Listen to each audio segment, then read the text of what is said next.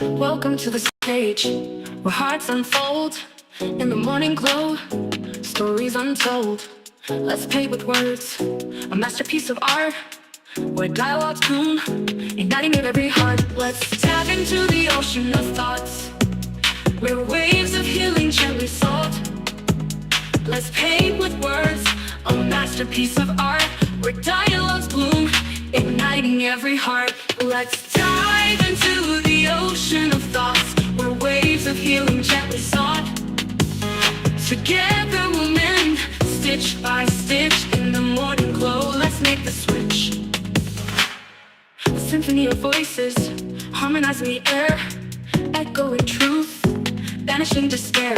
Let's sow seeds of unity, watch them grow in this garden of hope under the morning glow.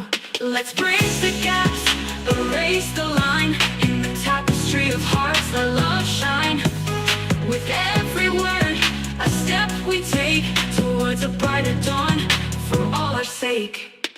Welcome to the morning glow, where dreams take flight in this realm of possibilities. Let's unite, together we stand, hand in hand, healing the nation across the land.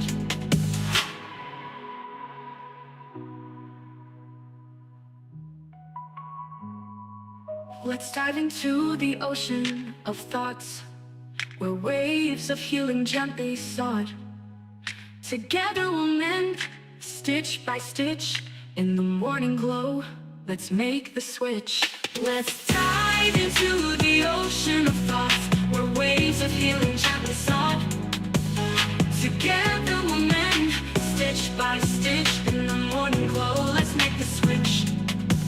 Let's symphony of voices, harmonizing the air, echoing truth, banishing despair. Good morning, good morning, good morning, good morning, good morning, and good morning, everybody. Good morning, everybody. Welcome to another episode of The Morning Glow. Welcome to another episode of The Morning Glow. Got a great broadcast lineup for you this morning, as I hope and I pray that we always do. I'm not important, just a question asker. My name is Raheem Ajmi out of Atlanta, Georgia. But got a surprise for you. Got a surprise for you. Got my brother from another mother, but we have the same father. And not only is he on the phone line, but watch this.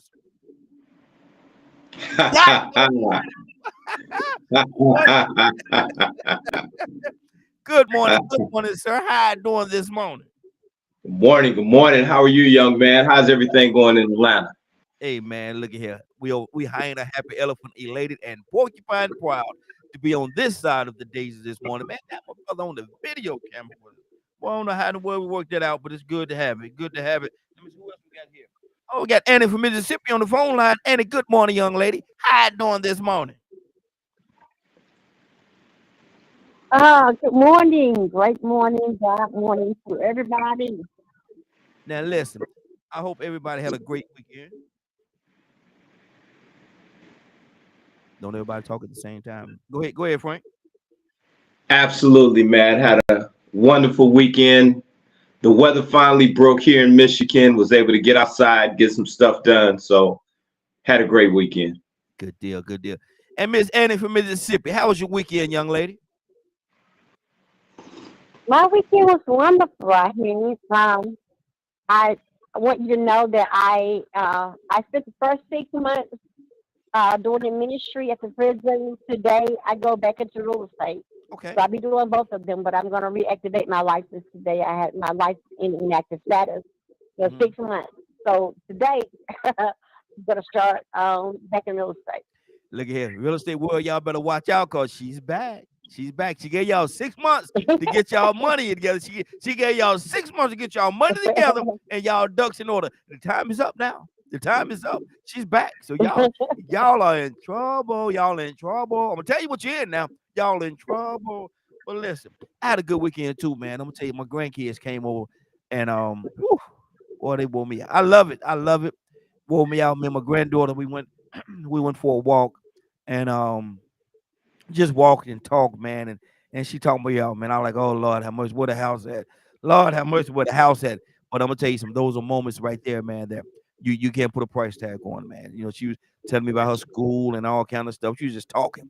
She whatever came to her mind, she wanted to talk about it. She said, "P-Paul, let me tell you this. P-Paul, let me tell you this." I said, "Lord, how much, baby? Don't tell me nothing. I don't, you know, feel my head up already now. Don't tell me nothing now." But but I'm gonna tell you something. We had a good time, man. And she said on the way back home, we talked so much on the way back home. We was about, I guess, about 5 minutes from the house. She said, "P-Paul, we need to do this again on a regular." I said, "I don't know how regular I can take this hill, baby." But but we had a great time, and I really enjoyed it, man. And that's just what it was. I'm kind of trying to come up with what we're gonna talk about this morning. Uh-oh. And I'm gonna start off with you, Frank. This topic right here is it's gonna come together. It's gonna roll together. But I'm gonna start it off this way. Annie from Mississippi. Annie, Okay. do you think in living, being a young lady? I'm asking you this question this way because of the fact that you are a young lady. And Frank, I'm asking you the same question, but certainly it's gonna be different in a different way. But in living, do you think that the fellows that you dealt with as you was growing up and even in marriage, do you think men understand the way that you feel?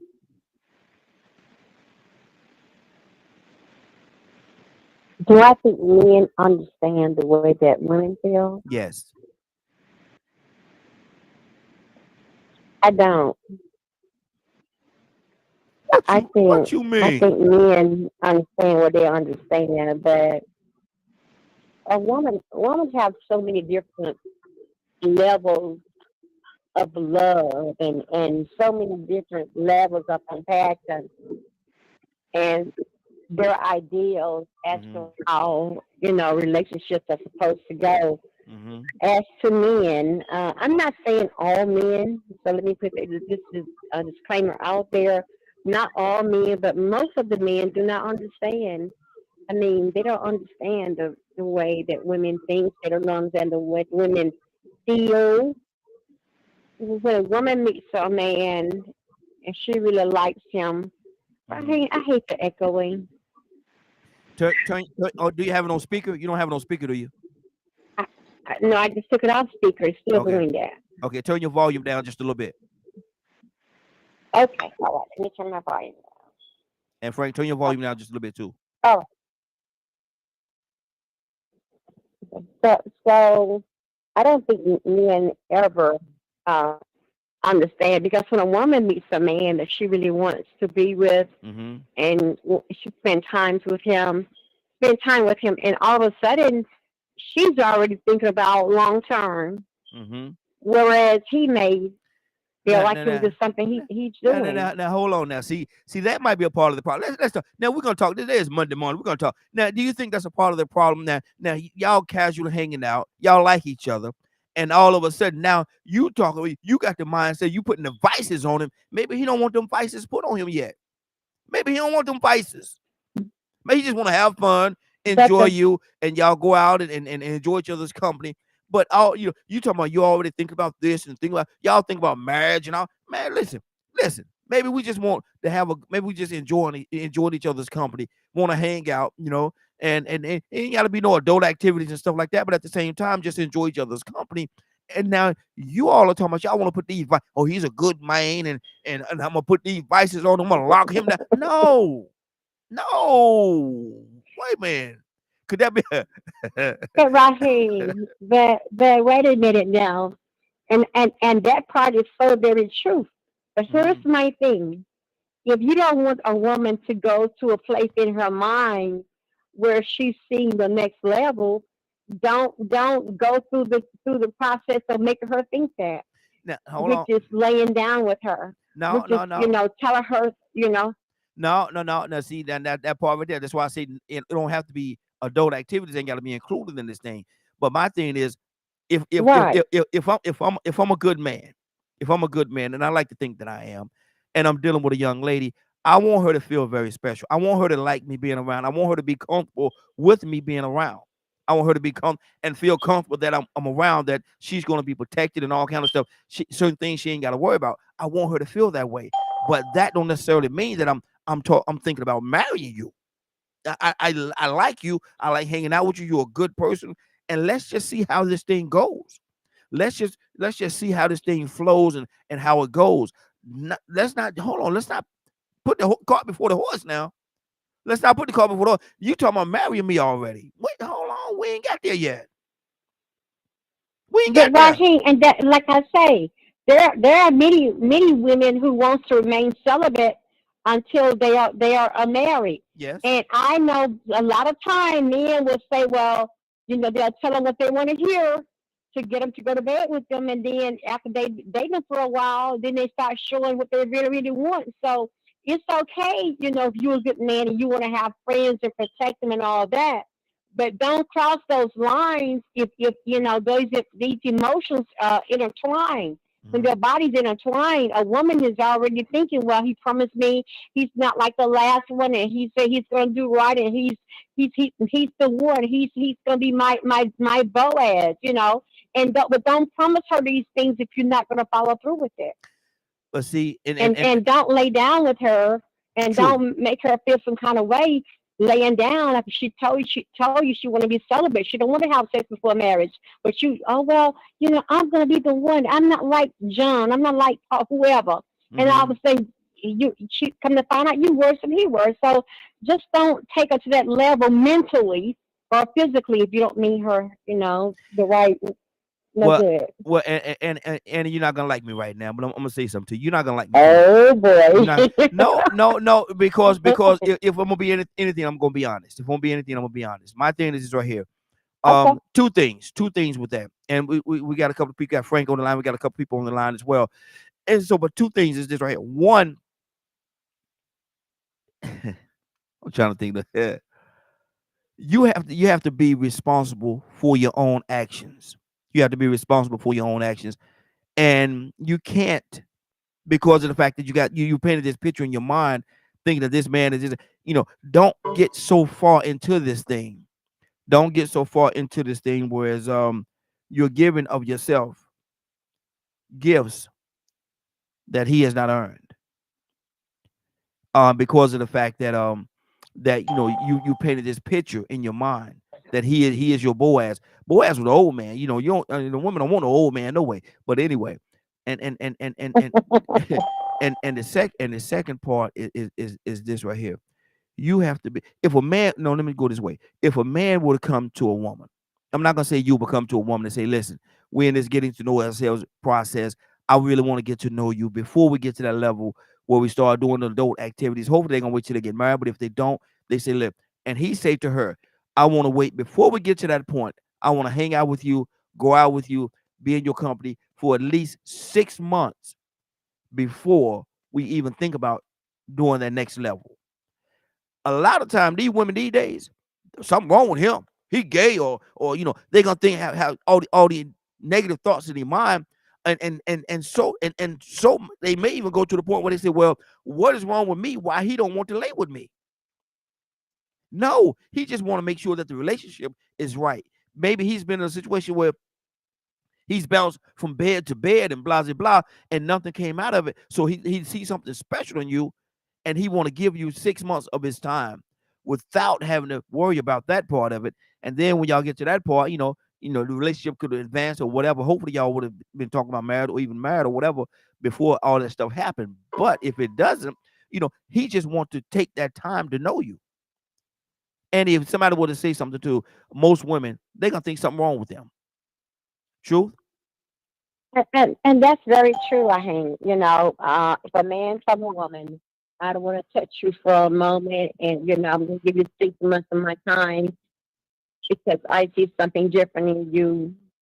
That most women today would say he must be gay. Mm-hmm. He must be dating another man. So you are absolutely right about that. Mm-hmm. Especially today's, the younger generation. They're not going to see past what they see. Mm-hmm. They're not going to hear past what they hear. They don't think about the whole picture. Yeah. So 9 times out of 10, they would think he's gay. But he's not gay. He just respect you enough that he just want to make sure things are right. So when y'all do take certain steps, y'all taking them in the right direction. Frank, talk to me, brother. the topic is, do you think that and I start off saying men understand you? Do we as men do we understand women, Frank? Raheem, am I off mute? Yes, yes. Okay. Good morning, everybody. He laid. Uh-oh. Go ahead. Go ahead. So the question posed to me as a man would be, do women understand me? So that the first part of No. Do we as men understand women? Oh, do we understand women? Yes. Mm-hmm. We understand women 100%. Oh, Lord. And depending on what stage of life you are, if you're a worldly man like I was, mm-hmm. I understood women. I understood their expectations. I understood what they wanted. I was a liar. Mm. There's no way to sugarcoat it. There is no way that I can put the blame on women when, as a worldly man, my whole goal was to deceive them. Mm-hmm. I knew up front what I was trying to do. I knew, I mean, you don't even have to go as far as laying with a woman. Mm-hmm. When you begin to take up her time mm-hmm. and dominate, you're calling her first thing in the morning before she goes to work. You're talking to her before she lays down and go to sleep at night. You know what you're doing. Yeah. So in that space, you've already passed the friend mode. You're no longer a friend. You're walking in areas that a boyfriend would walk into. So you're like the fig tree that said, I'm ready. You positioned yourself. You said, eat of me, I'm ready. You're basically saying, I'm ready for a relationship. You're a liar. Raheem, I can't sugarcoat it because there's no growth for anybody that's listening to this and is participating in that behavior. Mm-hmm. You are a liar. You're a whoremonger.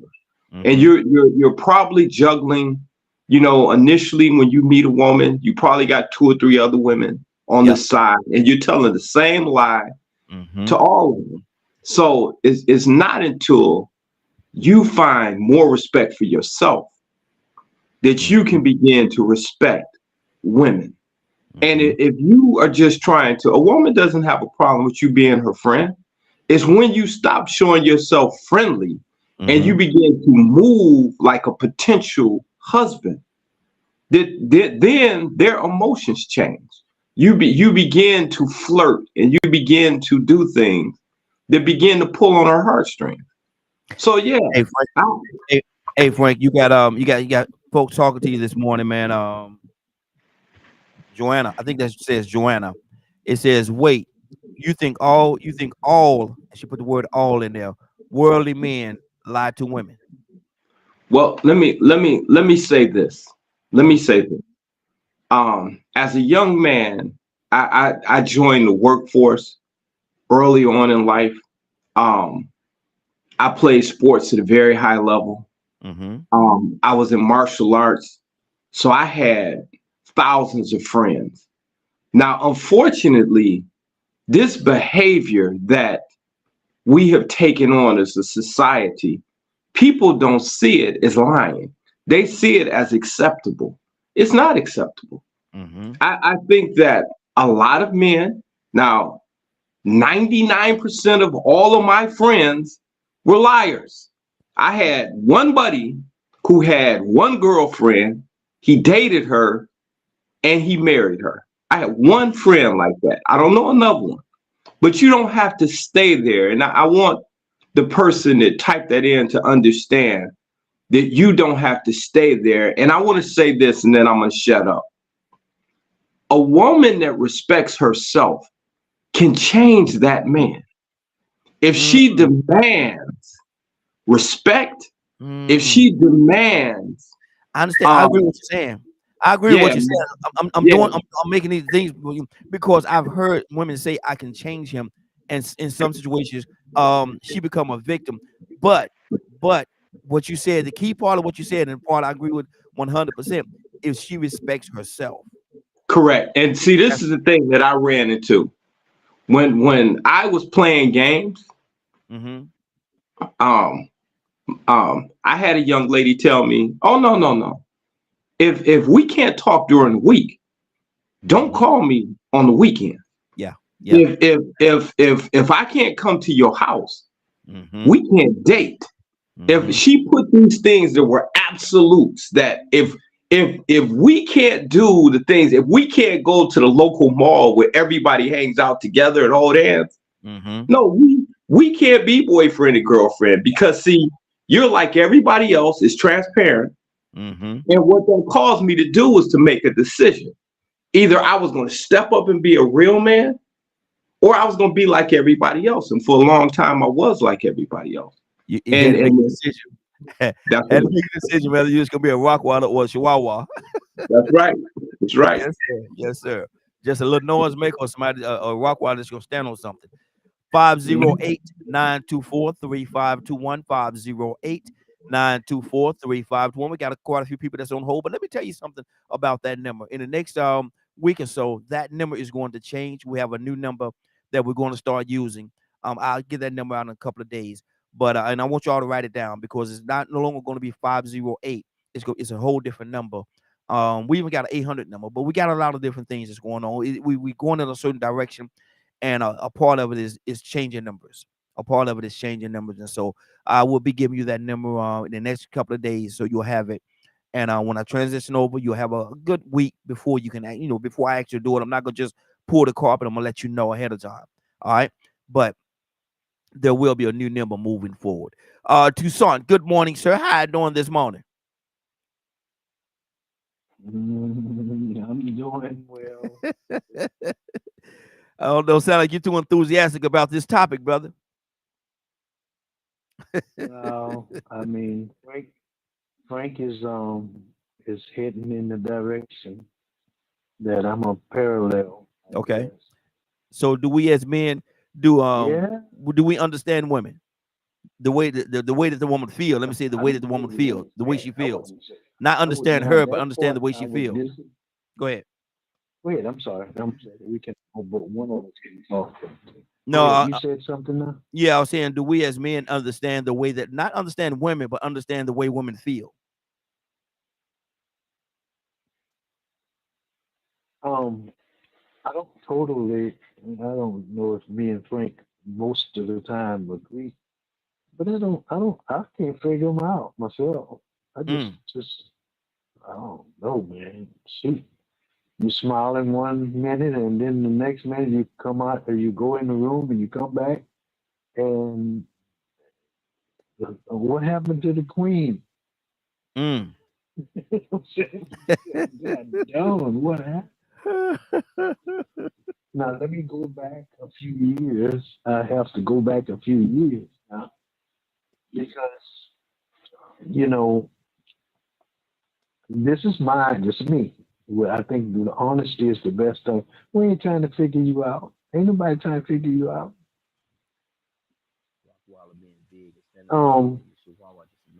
Hunters just hunt. Did I say something wrong? Go ahead, say it. Say it. If you're a hunter, you're just hunting. And did I say something wrong? No, go I ahead. mean, because there's always just, I'm just talking about, let me just talk about I think I'm a player perspective. Okay? Because ain't nobody looking for no wife. I'm just lead company. And, don't let me go back in high school. I wish you would say them 3 words. Ain't looking for no love. You what? What you mean?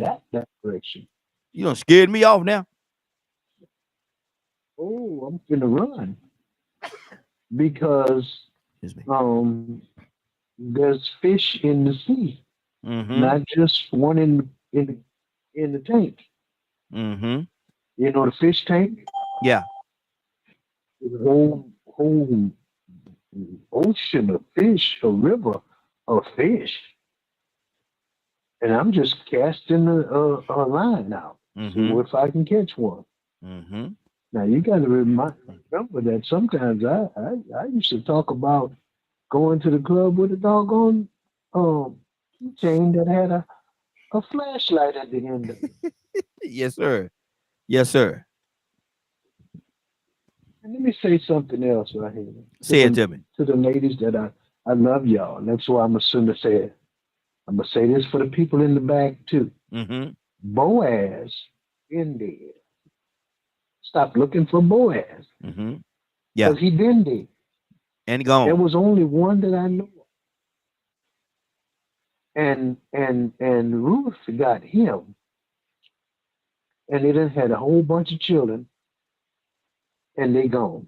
Stop looking for Boaz, and stop letting people preach to you about getting your Boaz. Mm-hmm. You're not gonna get one. He You're gonna get gone. somebody else Mm-hmm. that pretends like he's a Boaz, but he's a David or a Solomon.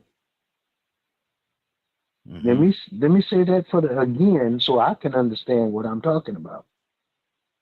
Check David's record. I thought if y'all look at it, David, I start looking at David, and if you check David's record, Uriah's wife wasn't the only wife that David took Mm. or wind up with. You Mm. better look again. Take a David had a reputation take a second look. for take another look at David. You can look at David's wives and look at, especially when you start talking about the ones that wind up in when he had to encourage himself and go to Ziklag. Them two wives that he had, check out what they said about them two women, the wife of somebody. And it Mm-hmm. was not Uriah, it was somebody else. Mm-hmm. So David had a reputation for taking other men's wives, Yeah. either Yeah. when they was living or when they was dead. Mm-hmm. Wow. Solomon had a whole bunch of them. So you might wind up with a David or a Solomon, but you'll never get a Boaz Mm-hmm. because Boaz was placed in a certain uh how can I say that?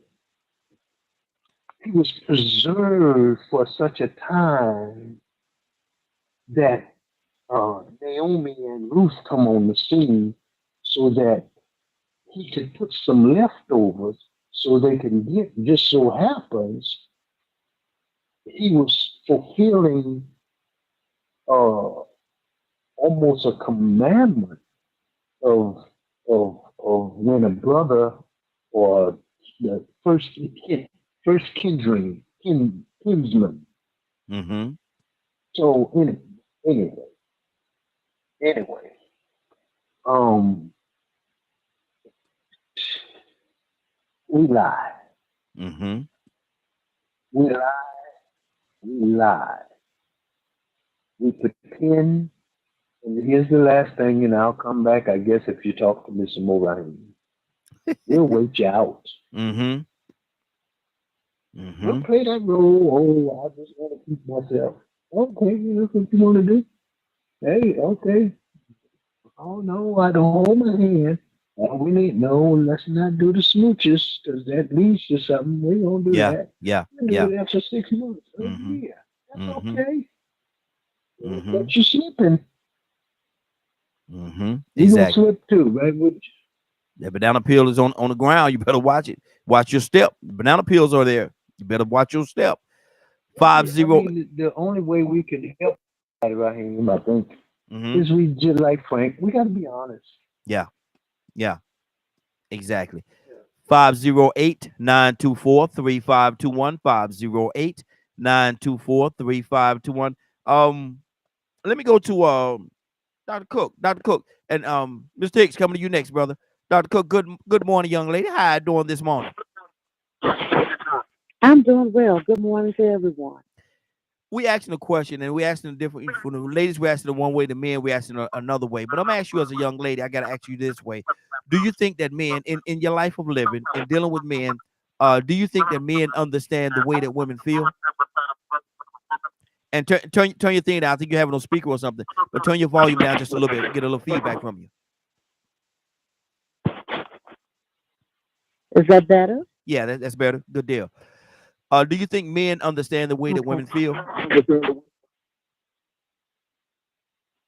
Do I think men understand women? Do you think? No, I think no. Do you think men understand the way that women feel? Um, Looking back, reflecting back, I think some men understand women to a certain degree. I think some of the men, um, just wanted what they wanted, and some of the women just yielded to some of the men just to feel a part, just to feel that I'm in this relationship with this guy because he was very popular. Mm-hmm. But I do not think um, women knew, a lot of women, they don't know what the man is actually thinking. And when you get in a relationship, you get in the relationship to because you like the person per se, and you're trying to get to know the person more. Mm-hmm. Um, but I think men study women a little bit more, and they're just trying to.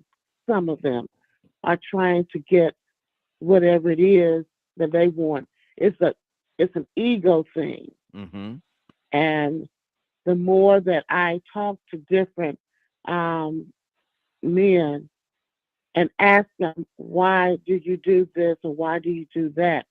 It often comes back to me that this is an ego thing for me. Mm-hmm. And women are nurturers, um, but women are learning to understand what men are thinking in regards to a relationship, and they're kind of countering how men think Mm-hmm. Okay. and trying to do the same thing that men were doing to women back in the day. Mm-hmm. In other words, women were trying to wisen themselves up so they will not go through what a lot of women went through back in the day because a lot of men were not as serious Mm-hmm. when they started dating. It was only after one thing. Mm-hmm. Um, right now, I think it has changed because when sometimes I have to ask my daughter, what should I do if I was dating? What should I do? Or should I do this or should I do that? I Mm-hmm. think some of the women today are a little bit wiser than some of the women um, years ago. Mm. And I just find it kind of funny and ironic that I'm having to go to my daughter and ask her questions because she's a little bit wiser in that category. This is my older daughter. So, but and to answer your question, it's an ego thing for men, Mm-hmm. and I don't think a lot of women. I'll speak for myself. I was a little naive when I started dating, so um, men tended to have an upper hand when it came to Mm-hmm. me because I didn't understand dating when I Mm-hmm. started dating back in the day. Yeah. I'll yield. And one of the things that I would say is and I think it's great that you and your daughter have those conversations. I think that's great. But you got to understand too that she's speaking from her generation, and you're dating somebody from your generation. So you're talking about two different individuals. And so the way that she handled things, the way that she do it with her generation, may be a little different than what you would do with the men that you're dealing with in your generation, because there's a difference there. There's a huge difference. Mr. Hicks, good morning, sir. How you doing this morning? Good morning, Raheem. Good morning, family. Do you think Wow. we as men, and good to have you, Hey, sir? Raheem, Yes. let me make sure that I turn my earpiece and phone. Everybody turn their earpiece so y'all can hear, because Mr. Hicks said to tell you to hear. I'm sorry.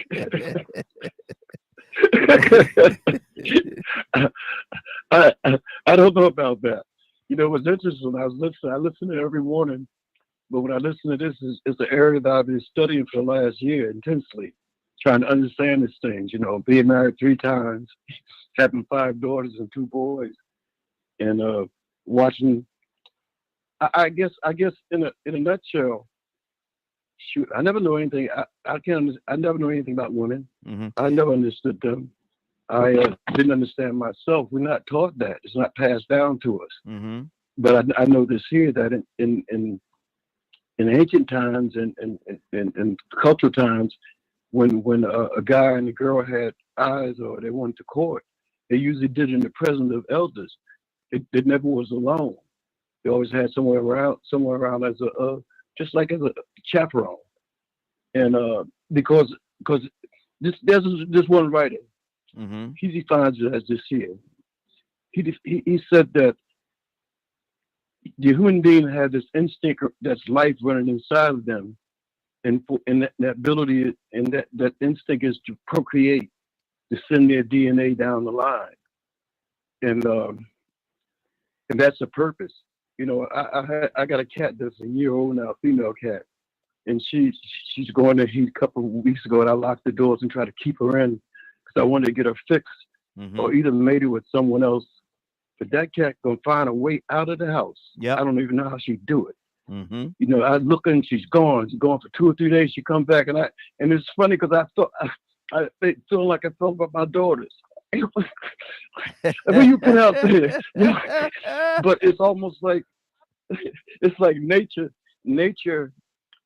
divine, and I guess you could say creator. Nature designs a way to trap a man and a woman to create its purpose Mm-hmm. of being abundance and creating more. Mm-hmm. I mean, like I'm trying to tell you, and it was that way even with me when you hit 14, 15, and 16. When I was 14, 15, 16, I was a virgin, right? And all my peers around me looked at me like strange, right? So I had this thing inside of me. I got to go ahead and get my chips in. I don't need to argue out. Mm-hmm. But I wasn't moved that way. But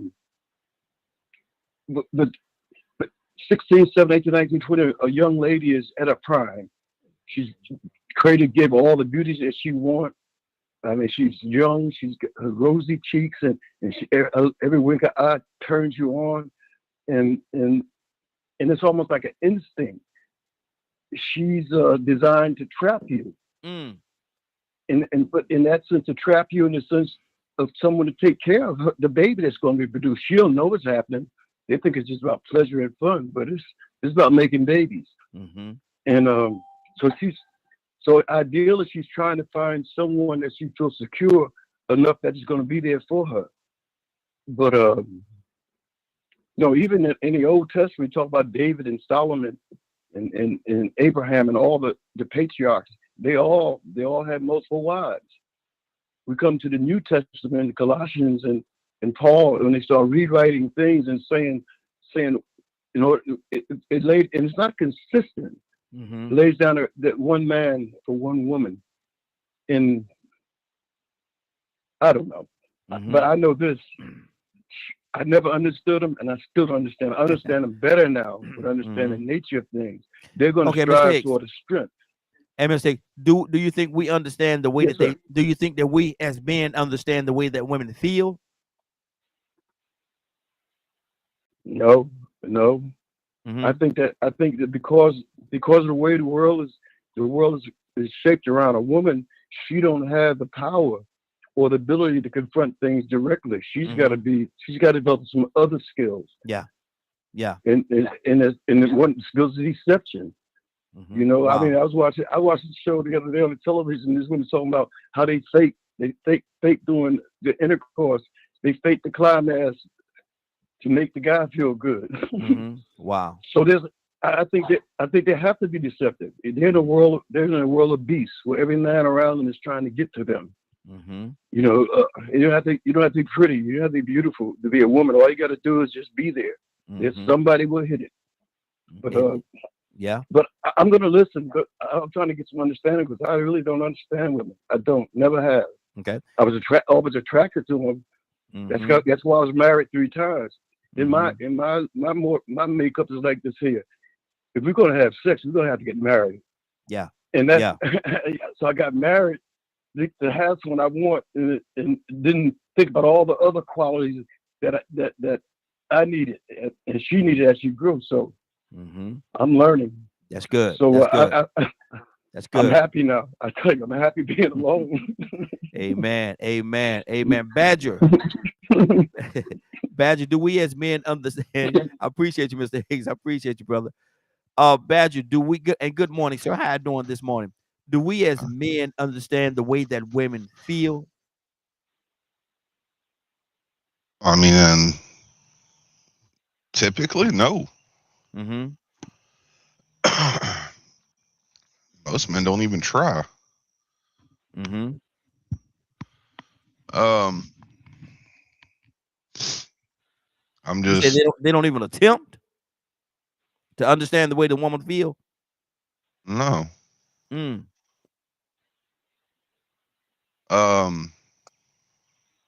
It's too much about that ego and pride. Mm.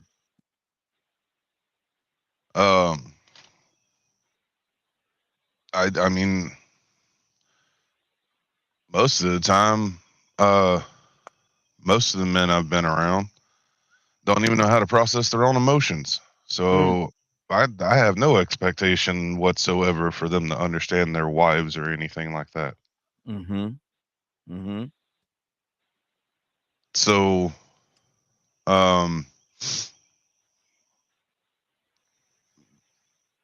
however, if one actually learns to take time to communicate, we might not know what's going through their head, but we can have a conversation. Mm-hmm. Like, I don't understand my wife's emotions. A lot of times she struggles knowing mine too.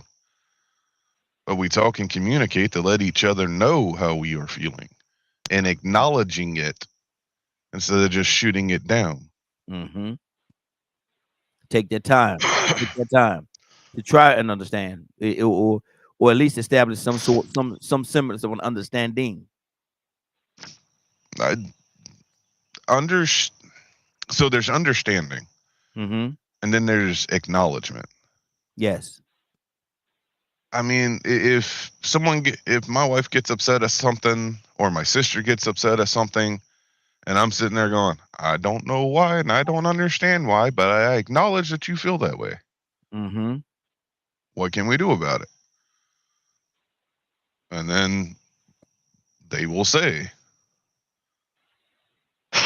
So I don't feel like it's this big, huge issue. If it's approached in the sense of treating women as women who are human beings Mm-hmm. that share this planet with us, as you always said, and get out of the mindset of we own them. Mm. See. You put a big ball on the table, rightfully so. But my thing is, I just want to know: do we understand? Do we understand the way that they feel? If a woman come to you and say, I feel this way or I feel that way, do we even take the time to even acknowledge or try to make it make sense to us, or do we In just my blow it off? experience, no. I mean, shoot, we've had women on here come say how they feel about certain things, and the men on the it just goes right over their head. Mm-hmm. Mm-hmm. Okay. They don't even get acknowledged. Mm-hmm. Ends up being a Men struggle and women struggle fight. Mm-hmm. So no, like no grounds are accomplished. no grounds are accomplished. Mm-hmm. When you let pride and ego get in the way, you're never going to be able to acknowledge someone else. Okay, good deal. Toya with a T. Good morning, young lady. How you doing this morning?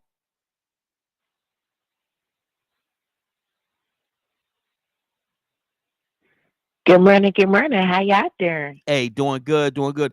Toya, we asking the question. We asked the men the question one way, and women certainly another way. And the way that I'm asking the women is this: do you think in your life of living, dealing with men, do you think that men understand the way that you feel? Not understand you, but understand the way that you feel about certain things. Do you think men understand the way that you feel, or the way that women feel? Not personally, but the way women feel. In my lifetime, I want to say there are few.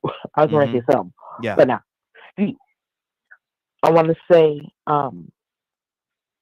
I have an understanding of men in my life because the men in my life understands women. You understand what I'm saying? Mm-hmm. Like, I'm not saying that they don't understand the order, but they are very sympathetic in understanding to what it is to be a woman because of the women in their lives. You know, not perfection, but have a clear understanding on what respect is, how to respect kids too, animals even. Mm-hmm. You know what I mean? Just life in general. You know what I'm saying? I've been blessed enough to have a few. You right? But you look on a larger scale, and I thank the Lord that those type of men were there for the foundation. But on a larger scale, as we get on this side, again, the number shrinks down from some to few, right? Because I now, for myself as an adult, see most people don't really care about anything but what they want. Mm-hmm. A lot of the times it's playing the game even, trying to seek understanding, but it's really not about understanding. It's really about a manipulation tactic on what they want and not really understanding. You know what I'm saying? Some people have different personalities in which they communicate, in which they are intellectual, Mm-hmm. and that's fine. But I don't know. I think just later on, at the end of the day, I see that most people are not genuine. You know what I'm saying? It's kind of like for show. You know what I mean? So, the men that really do understand the perspective of a woman in 2026, I think you might as well put it down to the last of the Mohicans. It's rare and very hard to find. Wow. Wow. Christopher O'Quady, good morning, sir. How you doing this morning? Christopher? Hi, good morning, everyone. I am excellent. God bless you. Hey, God bless you as well, brother. Good to have you, man. We're asking a question. Do you think men, and this is across the board, do you think men understand not women, but the way women feel?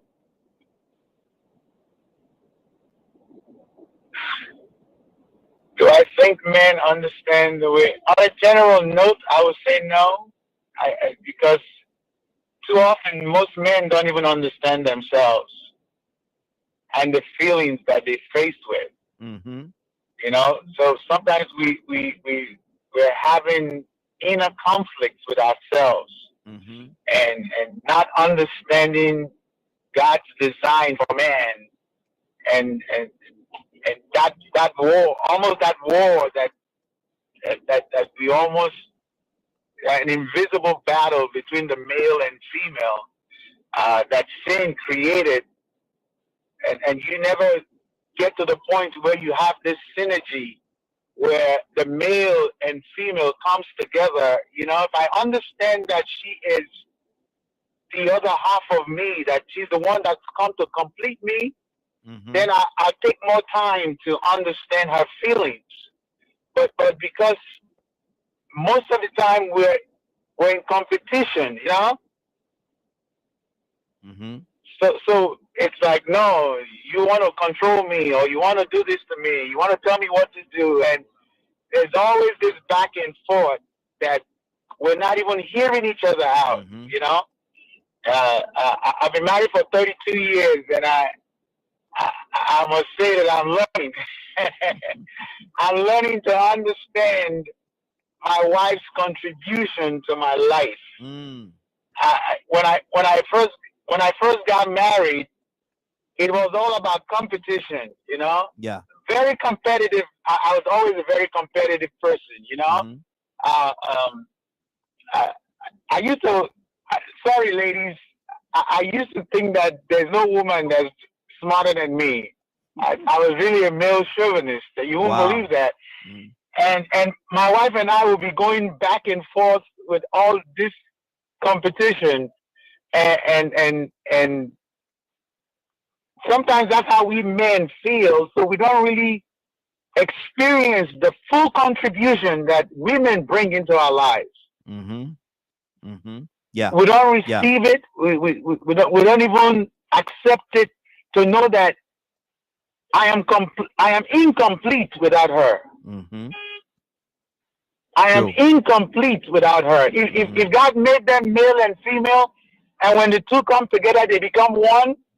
If men understand that they are incomplete without women, we're not going to use them like something that, like just a tool that we use and cast aside. We'll never do that. So, do we understand how they feel? That's a deep question. We need to learn. I think we need to learn how women feel, and really need to understand how they feel, and need understand their place in our lives. That's why the enemy attacks marriages.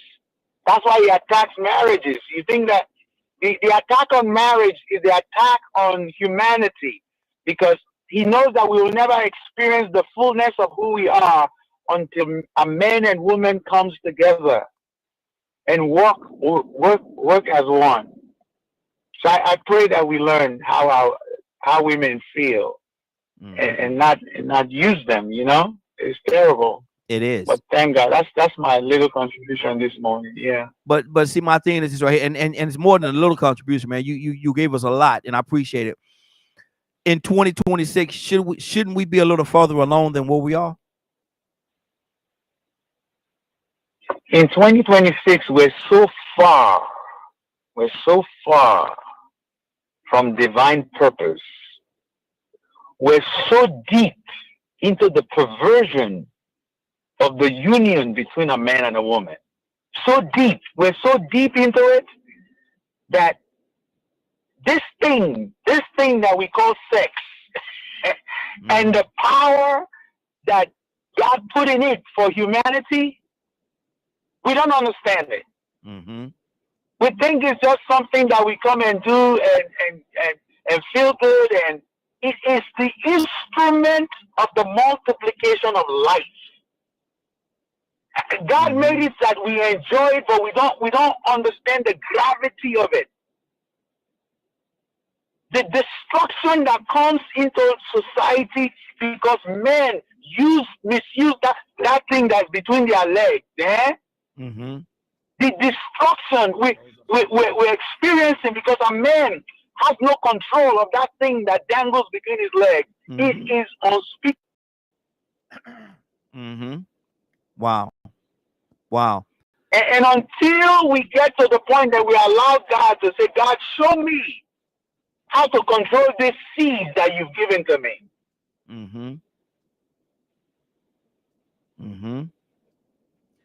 That's good. That's good. Let's go. Go ahead, brother. Go ahead. We need to go back to God's order for life. Yes. Let me say this here, Pastor Rahim, and those that are listening. First, we were dealing with little girls getting pregnant. Then we dealt with homosexuality. And everybody's like, oh, you're attacking the homosexual. Now, men are messing with little kids.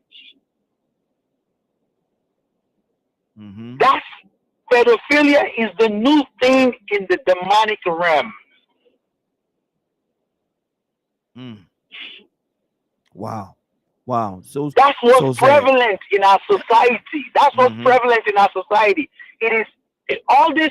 Maybe this war that we're fighting is because people want to cover up deep things that we don't want to. Nobody wants to talk about.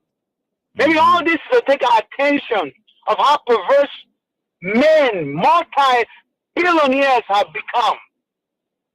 And we need to hide this stuff. I'm telling you, this stuff is so deep. Those of you that are listening, let me say this, Ryan. I used to go to a mission trip to Costa Rica. Men used to live here and travel to Costa Rica to mess with little kids. Wow. Wow. And now that spirit is here in our country. Do we understand women? Do we understand ourselves? I know I'm taking this stuff, but it's just stuff that's stirring up in my spirit. I'm sorry, guys. No. You're good. You're good. 508-924-3521. 508-924-3521. Now, I want to say something about that number. That number is going to change in the next maybe week or so. That number is going to change. We got a brand new number that we're going to start utilizing in the next couple of weeks. I'll let y'all know exactly when, so you all have the number, and I'm going to give you the number in a couple of days. I have it already, but I'm not ready to put it out there just yet. But that number is going to change. There's a lot of perks that goes along with the new number that we're going to have that we don't have right now. And so look forward to that number changing in the next couple of weeks. Cassandra Alexander Green, good morning, young lady. How you doing this morning? Good morning. Cassandra asking a question. Do you think in your life of living and dealing with men over your lifetime, do you think that men understand, and this is not personal, this is as a whole, across the board, in general, do you think men understand that the way the woman feels? No, I don't. I don't think that. I mean, it may be a few men that understand how women feel, and I love it when I meet those men. But for the most part, it's sad to say, but there is sometimes a condescending way that men feel about women, and it's apparent, and it's disturbing, because I believe that coming together is should be the ultimate goal, and most people never reach that. So I'm very saddened by the fact that men don't understand women or know how we feel on issues, and that coming together as one cannot happen the way that God intended it to happen unless we have that unity. And now we have people who just prefer to stay single, so they never ever meet their I'll use the word soulmate, spiritual mate, however you want to put it. So that means you've missed something major in your life. So no, but I feel like no, for the most part, men don't understand how women feel. Now, Cassandra, and to your point, a lot of times I've heard how the thing go. Women are from Venus and men are from Mars. You've heard that, right? Oh, absolutely. I just looked up the distance. Yeah. I just looked up the distance between Venus and Mars, and it says that the distance it ranges from 48 million miles to 223 million miles based on where they are in regards to the sun. So the miles, the distance between the two is from 48 million to 223 million miles apart. Now, if men are like Venus and men are like Mars and women are like Venus, the distance between us is great. How do we close that distance? You can bridge the gap through communication, through actually listening, and once you, sometimes people hear you, but they don't listen to you. Yeah. Wow. And that is a major issue. Yeah. You can hear me, but are you listening to me? Are you getting, what I'm trying to say to you? And women, we're a special breed now.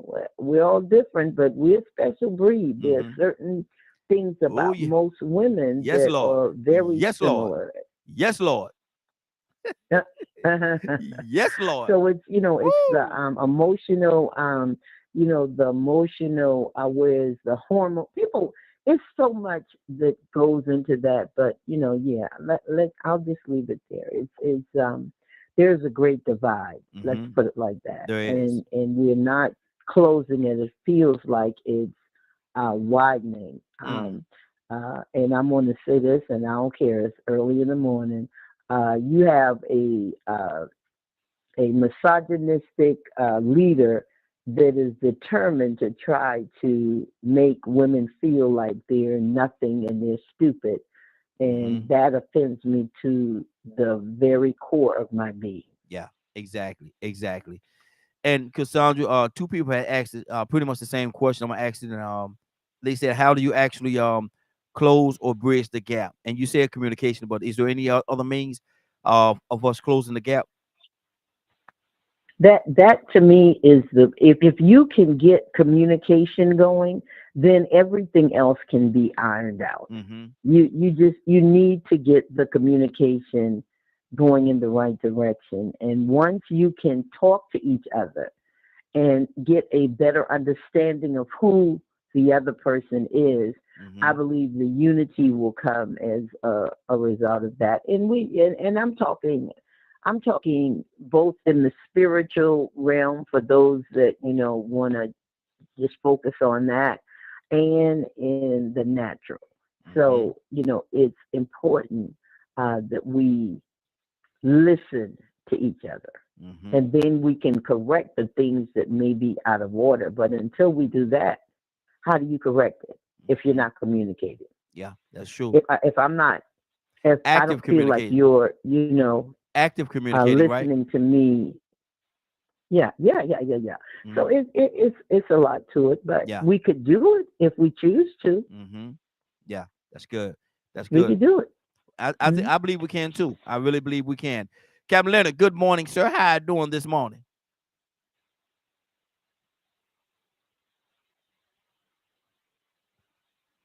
Leonard, you there? Leonard, wake up and go to sleep. Wake up and go to sleep. Frank, talk to me, brother. Man, y'all have covered so much, and um, oh my God, there's so much I want to touch on. So let me try to run through this as quick as possible.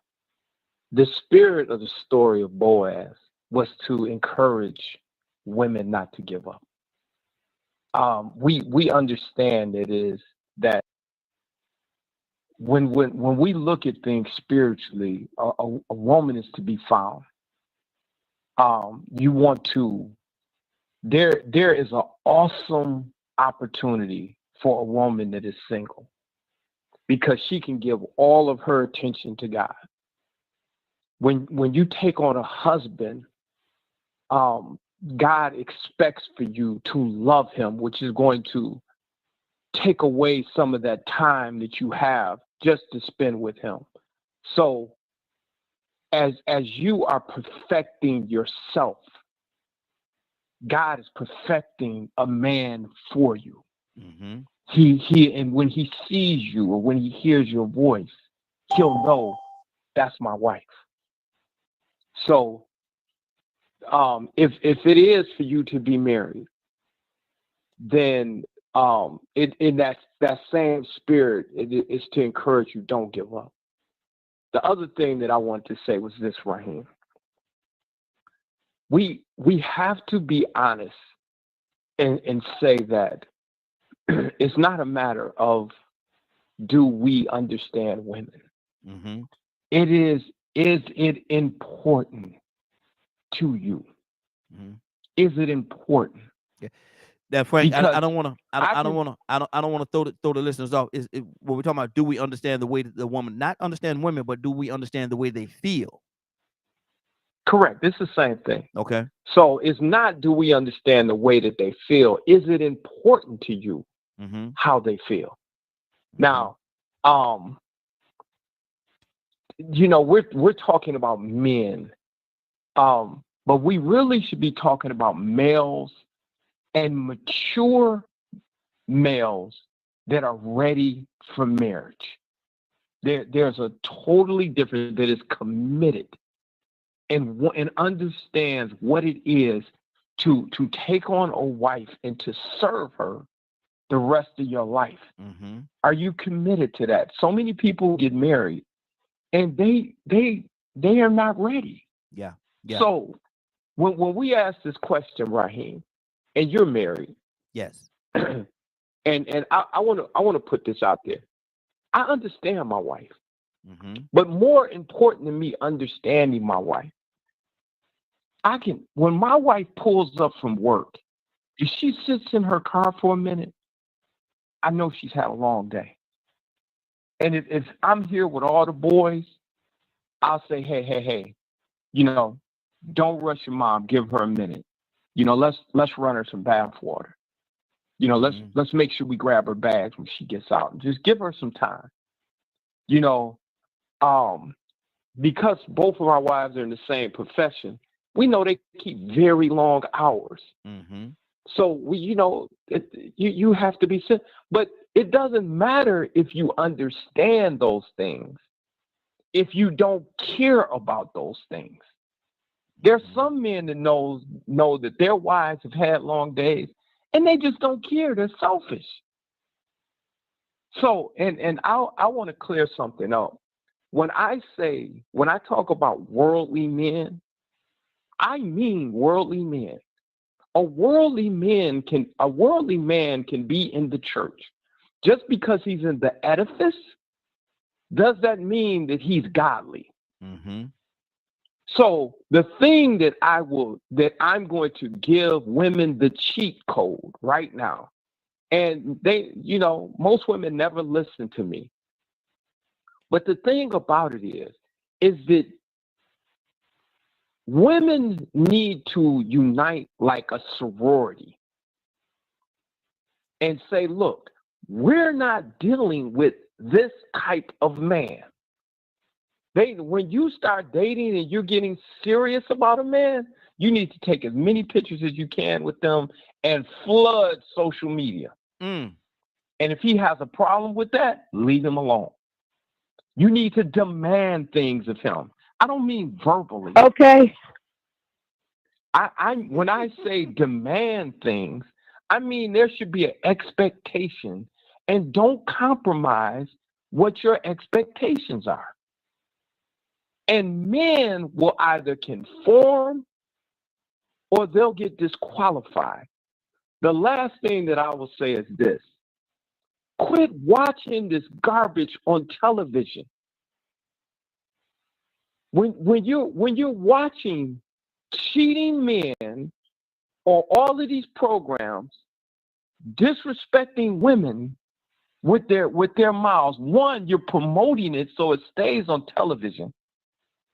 And the other thing is subconsciously, you're beginning to accept that behavior. You guys control everything we do towards women. The cars we buy, the way we dress, the houses we live in, everything. We do that for your approval. As young boys, we always want to have the approval of the women in our lives. It never changes. But when you lower the bar and you know this cat has got a wife or has got a girlfriend, you still dealing with him, that's where that behavior comes from. So you guys have more power than you understand, but you have to demand respect. And I don't mean with your mouth. When a man is not living up to what a person that you want to spend the rest of your life should be living up to, as a group of women overall, leave them jokers alone. And what you will find out is you will begin to encounter more good men because they will understand to have a woman, you have to be a certain type of man. Mm-hmm. Good deal. Good deal. 508-924-3521. I'm gonna go to Leonard, but I think I heard Cassandra doing some sound effects back there. Cassandra, you got something you want to say real quickly? Cassandra Alexander Green. Okay. No, that wasn't me. Oh, that wasn't That you? wasn't me. Who was that? Who was that made that sound No. effect in the background? Toy, you want to see that was you? Who was that? Somebody, one of them young ladies made a sound effect. Yeah, that was me. Okay, talk to me. That was me, because Frank, right on point. And you know, this is the thing that we got to think about. It's not just women understood. This is vice versa. This goes vice versa. Okay, There's a lot of women who don't understand men either. Now hold on. Because We're gonna go to the men. We're gonna deal with that part too. We're gonna deal with that part. Let's stay with the women right now, because you know we're gonna deal with both sides equally. Okay, but no, that's absolutely right. Frank was hitting some very valid points that we need to put into action. They don't need to be thought about. Mm-hmm. They need to be put into action. Absolutely. We need to hold ourselves accountable for the things that we do. We carry the children. You understand what I'm saying? Mm-hmm. Once we put up a standard, either you're going to have to put up or shut up. You understand what I'm saying? Mm-hmm. So everything he said is absolutely true. It's very vital that, I don't know, maybe we need fathers to hear it, or maybe we just need to hear men to hear it, stand up men to make those points, you know what I'm saying, that he was making. But, I mean, he was right on point. It needs to be said, and there needs to be some activation with it, because we can hear it all day long. Mm-hmm. But to hear it and not put no activation with it, you're going to find yourself in the same spot. Mm-hmm. Exactly. Captain Leonard, talk to me, man. As men, do we understand, not women, do we understand the way that women feel? Raheem. Yes. Good morning, Raheem, in the morning. Good morning, sir. How you doing this morning? I'm doing fine. I don't know what's wrong with that app. I had to speak. I don't know what that is. Yeah, it's doing something funky this morning, but it's okay. We're gonna work our way through it. Oh, okay. Now, your question? Do we as men understand, not women, but the way women feel? I mean, if you're a rational person, I don't see what the big deal really is. Why wouldn't you understand how somebody felt? Because they say men are from Mars and women are from Venus, and I gave the distance between the two. Who say that? I've heard it for years. I've heard it for years. And I'm sure, Leonard, if you be honest, you've heard it too. Man, I've heard it. I know the brand, but I ain't never bought into the brand or believe what it said or took its advice. Okay. Well, let's tackle this thing like this. I don't think much of the idea myself at all. Well, let's tackle it from this angle. Do you understand women, Leonard? Not women, but the way women feel. I don't think the way women feel. I don't think there's anything just unusual there. I mean, what are you getting at? I'm just asking, do you understand the way women feel? I don't understand the way you feel. I'm not asking about me. I'm asking about women. Do you understand the way right, women so feel? What's the big deal? Why wouldn't I understand? I'm a reasonable, rational person. And Leonard, why wouldn't I understand? I need you to do me a favor. And I want you to start it today. I want you to start this today, if you don't mind. Okay? I want you to write a book. And I just want to have one little small corner in that book, because I want a percentage of what you're going to, because you're going to make billions off this book. If you understand the way women feel, and in 2026, if you understand, Leonard, if you understand the way women feel, you're going to be a billionaire in a week once you get this book made, man. Because everybody, every man want to understand. I wish it was that easy, but what I'm saying is that whole narrative has never been a part of my life or something I would ever consider. Okay. Because I wasn't raised to believe that. Mm-hmm. in my relationship, God dictates to me a much higher standard. So so what you're saying to me is this. So what you're saying to me is you do What's understand. so specific about women that you don't understand? No. We're not talking about understanding women. We talking about the way women feel. Not understanding women. That's a whole different conversation for a totally different day. We talking about do you understand the way it feels? That person. Say it again. That person has their own feelings. It doesn't matter that they're a man or a woman. Well, we're gonna deal with the man part of it later. To say, I feel exactly like Raheem. Raheem, I don't know exactly how you feel. So do you understand it? So I don't even approach relationships that way. See, Leonard, what you're saying and the way it's coming across is totally different. I believe in a lot more godly way of living in life. And it doesn't allow me to subordinate a woman. It never has. I've never had those feelings. Okay.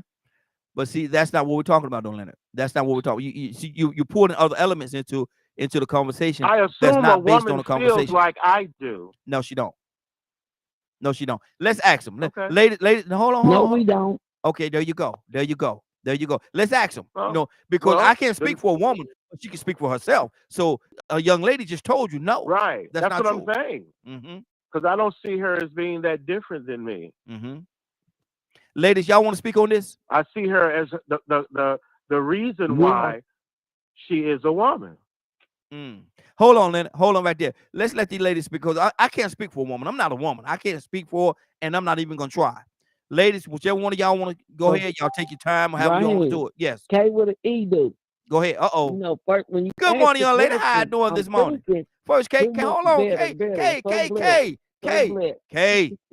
hold on. Let me speak to you first. Good morning, young lady. How you doing this morning?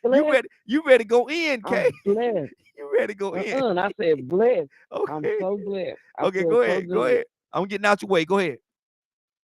No, I'm just saying, like, this when you said, he said, I don't know how you think. He don't know how you think. He don't know how you feel. Everybody is an individual thing. So when you said, do men know how women feel? Do they understand how we feel? And then that question goes a long way. Do you know how we feel about marriage? Do you know how we feel about life? Men don't know how we feel until we tell you. And some men still don't get it. So if you could talk all day long. I've been with a man be 20 years in September, and I just told him yesterday at the hospital, you still don't know me. You don't know me. That's horrible. You really don't know me. You don't know what I think. You don't know this. You don't know that. Soon as I said that, we got in the parking lot. These girls was talking smack. I blew at him. I didn't blow at them. And he said, calm all that down. She wasn't even blowing at y'all. I called him and said, you know a little something. Because I was about to let them have it. And I just drove on off and let him deal with it. So I said, you know a little something. I gave him his props. You know a little something. But do you really fully, truly understand me? You don't. When a man truly, fully understand, I was raised in a household. My daddy truly, fully understood my mama. He understood her needs. He understood her wants. He understood her desires. He understood her. He knew that she liked to eat bacon sandwiches. He understood her. He paid attention. He catered to her. He made sure he was the man she needed. She didn't have to go outside the house to look for nothing. She didn't have to call a man to do nothing, because he took the time out to understand her feelings and all of that. That comes with years. That ain't something just wake up and be like, oh, da, da, da, da. It takes a minute. So that was Leonard talking. Leonard understands his wife, because if he didn't, he wouldn't be married all them years. Okay. Any other lady want to comment? He just confused. Any other lady want to comment?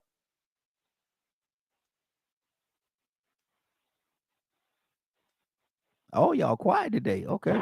No, I second that nomination, because I mean, we're not robots. We're not all programmed the same. Mhm. You understand what I'm saying? You have to understand from a humanistic point of view, not just because I'm a woman, but let's put it in perspective of outside of our regular culture.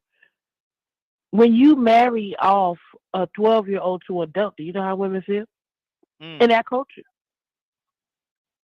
Do they understand how women feel in that culture? You know, there's a lot of cultures that when it comes to women and their position, no, they don't. Just a lot of things that so-called, I don't know, government or society tries to make people do as a part of culture. I don't think that they understand how those individuals actually feel. The masses actually understand how the slaves felt. The human trafficker actually feels, cares about how they feel. You know what I'm saying? That goes kind of back to what Frank was saying earlier. Knowing how they feel, understanding how they feel, and caring how they feel are all going to have different effects. You understand what I'm saying? Mm-hmm. And sometimes your feelings are just not relevant. You're just going to go with it because it's cultural. And you believe in or you understand it's the faith. You know what I'm saying? Or you feel it's the right thing to do because you don't want to disgrace your family.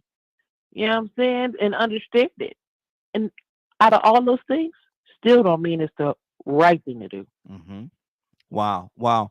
Any other lady want to comment before I go to Tucson? I want to say this briefly. Mm-hmm. Some men don't understand women because some women don't even understand women. You would think that some women are taught the same thing, but when it comes to marriage, some women are traditional thinkers, and some women are, I would say, they're only thinking about themselves. And so when I look at when women get married and they have an issue, they were only after and they get divorced and they want half of what the man has. I don't really think men, those particular men, understood that woman because that woman was just only out for herself. And it could be vice versa. The man was only in it for what he wants out of that person. So we have some traditional thinkers that really, truly understand marriage. That's what they want. And some men may see that, and your marriage lasts for a long time. But you have some untraditional thinkers. And I don't think men understand those untraditional feelings or thoughts of men or women when you look at it in both ways. Because some women or some men are just looking at it for what they want. And the traditional ways of dating and, excuse me, and marriage for those untraditional thoughts are changing because right now, from what I'm seeing in the world today, a lot of people are just in it for what they want. And it just blows my mind that our thoughts are changing so much. It's to me, it's like it's a neglectful thought of some people and the way we look at marriages and relationships today. So when you first get in a relationship, you're trying to learn that person. Yes. And you really never fully understand that other person until things go down and you basically want to dissolve that relationship. And then that person basically says, I want this or I want that. Those thoughts were somewhat hidden. Mm-hmm. It was more or less like deceptive thoughts. So I look at it in both realms, but I'm more of a traditional person. I'm not looking at it to basically only get something for me. Mm-hmm. It's something for the both of you, because when you become one, I mean, when you get married, you become one, and you're supposed to be thinking about the whole unit. Yes. Yes. So people are changing, and I'm going to yield back, but that's something that just came in my mind and in my heart. Good deal. And let me tell y'all something. I got some news for y'all. Normally I've actually changed offices now. I'm in a different office, still with Keller Williams, but I'm in a different office. And so this other office has afforded me the opportunity to be back on Tuesday. So we will be back on tomorrow. We was taking Tuesdays off. We're not doing it no more. If y'all are available, please come on and join us tomorrow. We'll be back on tomorrow. The new office has afforded me the opportunity to be back on Tuesday mornings. So we don't miss no more Tuesdays anymore. If y'all want to be here, man, I'd love to have each and every one of you. And thank you all. Thank you all. I appreciate it. And appreciate the patience while I'm transitioning through that moment. While I transition through that moment. Anybody else? Cassandra, you have anything that's on your heart? Cassandra Alexander Green. No, thank you. Okay. Leonard, do you want to counter anything that was said, or give your response to what was said? Well, I think, not really. I mean, there's a lot there, and then, it's sure just a person's perspective. Everybody not riding on the short bus. Wow. I don't know where you're going with that one, There's brother. some people that are just, I wish I had the time to explain the concept of true equality and how you feel about other people. I'm probably one of the very rare men who don't feel the need to subordinate women. I treat them the same. I don't know how I feel about that short bus. I don't. But we'll talk about that. Me and you'll talk about that later. I don't even get on the sides where the men against the women, because I can't be against that. Okay. They're women. But do you understand the way they feel? Right? Why? I don't want to. Me. I don't have a problem being cruel. I mean, I don't understand why we would separate ourselves with something so general that just is really about courtesy and respect. Okay. My own wife would tell you there's nothing I demand of her. It's truly a partnership. And when Ms. K was explaining something, I wanted to make sure she understood. Your father gave her whatever she wanted. There are men that do that, because that's just how important that relationship is to him. That's how much he loves her. He loves her that much to give her whatever she wants. That's not for everybody. Okay. Good so your deal. relationship is more about you than everybody else's opinion of women and those types of things. Okay. If you really want to be in a good relationship, keep all that other crap out of it. Do you have good religion? Tucson, talk good to religion is much better. Tucson, talk to me, brother. Can you hear me, Raheem? Yeah, loud and clear. Even heard that. Okay. That came across loud and clear, brother. The means that here's my thoughts as I listen, and I don't have to listen. Let's ask our question, this one question. For the most part, even when you think you are, if you're honest with yourself, are you in tune with the God? Are you in tune with the Father? Call him the Creator, Yahweh. Are you in tune with him? If you have gotten to the point, which you can't, because you got to be totally obedient, then you probably would understand somebody else. And you have to have somebody else that is also in tune with God, because that's the foundation. Y'all Amen. check me up whenever you get ready. Just tell me, be quiet. Go ahead. Because if any one of us are in tune with God, then we know His purpose, His plan for humanity, and how He has gotten us to a point where He sees the loneliness of a man and gives him somebody to help him meet the obligations that are designed by God. Not for you, not your desires, but Him in you. So that you would first of all be pleasing to God. Okay, then now so I fail.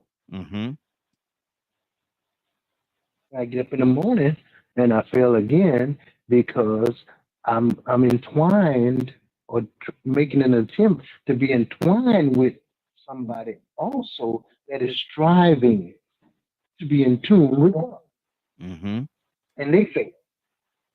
So in the process of us trying to learn of Him, we also are trying to learn His purpose and His plan for each other. And then we learn along the way. And every once in a while, maybe I'm wrong, we say, what are you talking about? I didn't know I hurt your feelings. I didn't know that you saw it like that. What do you think? If we got a task ahead of us, what do you think? Is it who is going to take the lead in this thing? Wait a minute, stop. Wait a minute before we have a desire to whoever is going to take the lead in the thing. If it's financial, it's probably the woman be better. I'm just saying, because she's an organizer. We just do stuff. You send us to the store, we pick up all kind of stuff. As long as it got a good price on it, that's good. All right, I'm out. I ain't shopping, and staying in the store that long. You brought the wrong thing. I'll be doggone. I thought I brought the right thing. And so now your feelings are hurt. Well, I didn't know I hurt you. I didn't know that was that serious. So how is it like, can we understand how they feel when we don't clearly, we hadn't got up to all of these years. I don't know how long. We say it's 2026, and since the beginning of time, God has placed us here, and we keep messing up. And now we have gotten to the point that we dismiss Him, and we do our own thing, even in our relationships, to the point where there's some women, and men, they don't want a woman or a man. They want a man for a man. I'm sorry. That's just the society we live in. And we said, I'm tired of women, so you get you another woman to conduct themselves as a man. Even to the point where you fabricate the whole process. Did I say something wrong? You ain't said that wrong, but I'm going to put you in that corner over there. I'm going to put you in that corner over. You ain't said that wrong, but I'm about to put you in that corner over there, though. You know that? If I keep talking, you might, because reality gonna set in. Okay, well, let's stop right here. And cause us to, yeah, we're gonna say it. Okay, all right. I'm just saying. Chris can explain it better than that. Mr. Hicks definitely can. I'm just saying. Good deal. Let's anybody else have anything they want to say before we move on to the next? Now I ain't gonna tell you now. Yes, sir. Raheem, before we walk away from this, and I know a lot of y'all have military background, but when you go to the gun range and you take, I want to title this Destination on Purpose. So a lot of us arrive at places just by the seat of our pants. We find ourselves in places and how did I get here? But I'm going to give you destination on purpose. When you go to a gun range and you might take your rifle, your goal should be to hit the target. Not necessarily from the very beginning to hit the bullseye. You want to hit the target. And then once you consistently hit the target, now you want to calibrate your rifle so that you hit the bullseye. So you're hitting it to the right a little bit. You see where you're at. You take your next shot and you're getting closer to the bullseye. And you begin to calibrate your rifle. And then before you know it, all of your shots are right on the bullseye. That's destination on purpose. You did that. You had a plan and you did it on purpose. I use that same method in my marriage. When I married my wife, the goal was to marry her. Okay, I proposed. She said yes. We got married. Now I hit the target. Now I begin to calibrate that relationship. Because see, I want to hit the bullseye. So I begin to do things. I begin to pay the bills on time. I make sure that, I'm coming home when I get off of work. I'm making sure that I'm picking up after myself. So I'm calibrating that relationship and I'm getting closer and closer to the bullseye. Now, we were at a function with a lot of our friends about a month ago. And me and my wife are sitting there and she's hugging me and being silly. And this woman walked by and she said, "Girl, get off him. Don't nobody want your husband." And my wife said, "I do." Wow. And she was like, and she walked away. And my wife laughed at her and said, "She just need to get on away from my table." But see, that's destination on purpose. She didn't get there just by the seat of her pants. I began to calibrate that thing. And I constantly make sure I go to the range every day. I make sure that my personal hygiene is right. I make sure that, okay, how's she feeling about this cologne? Or my head is shaved, my mustache trimmed. I'm calibrating it because I'm trying to get somewhere and stay somewhere on purpose. But a lot of us don't care. And you find yourself where that relationship is falling apart. So it has to be destination on purpose, and you have to make sure, and I'm going to say this and I'm going to shut up. I was in the car messing with my little race car for hours. And I'm Googling stuff. I'm looking at parts. I need to go a tenth of a second faster. What can I do? And the Holy Ghost said, "Do you know your wife like this? You know every bolt, every screw, every fuel injector. You know everything about this car. Do you put that type of time into your relationship where you know her that much?" And I had to be honest. I said, "No." He said, "Well, put this down until you do." Wow, that's good. That's good. 508-924-3521. 508-924-3521. Badger, I think you said you had something.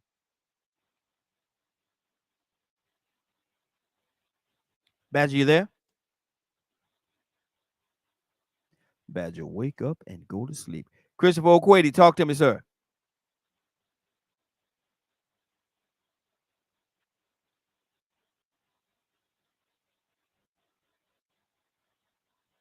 Christopher, you there? Everybody done went to sleep on me. Mr. Hicks, I know Mr. Hicks there. Mr. Hicks, talk to me, sir.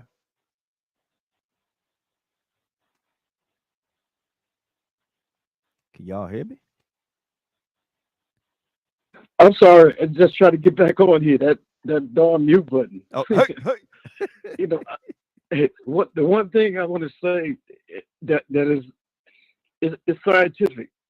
I mean, we think different. Men and women are different. Mm-hmm. The problem has been in the last 50 years I've seen was trying to think to make them the same, to make them kind of thought that we interchangeable. Mm-hmm. That's what the whole bunch of the lesbian and gay stuff that goes on. But we think different, and I think the sign that's going on that I see, and I've had a couple of my daughters, they attracted to someone who think like them, that know what they feel, and that's another woman, or either in the other side, a man. I think the friction and difference is necessary for the population to expand. But I think that with the social romantic kind of image we got from Eurocentric kind of things, concept about marriage and the contract, and it's more a legal contract than a virtual thing. They changed the laws and to make a non-contestable kind of divorce, because most of them are orchestrated by women. Mm-hmm.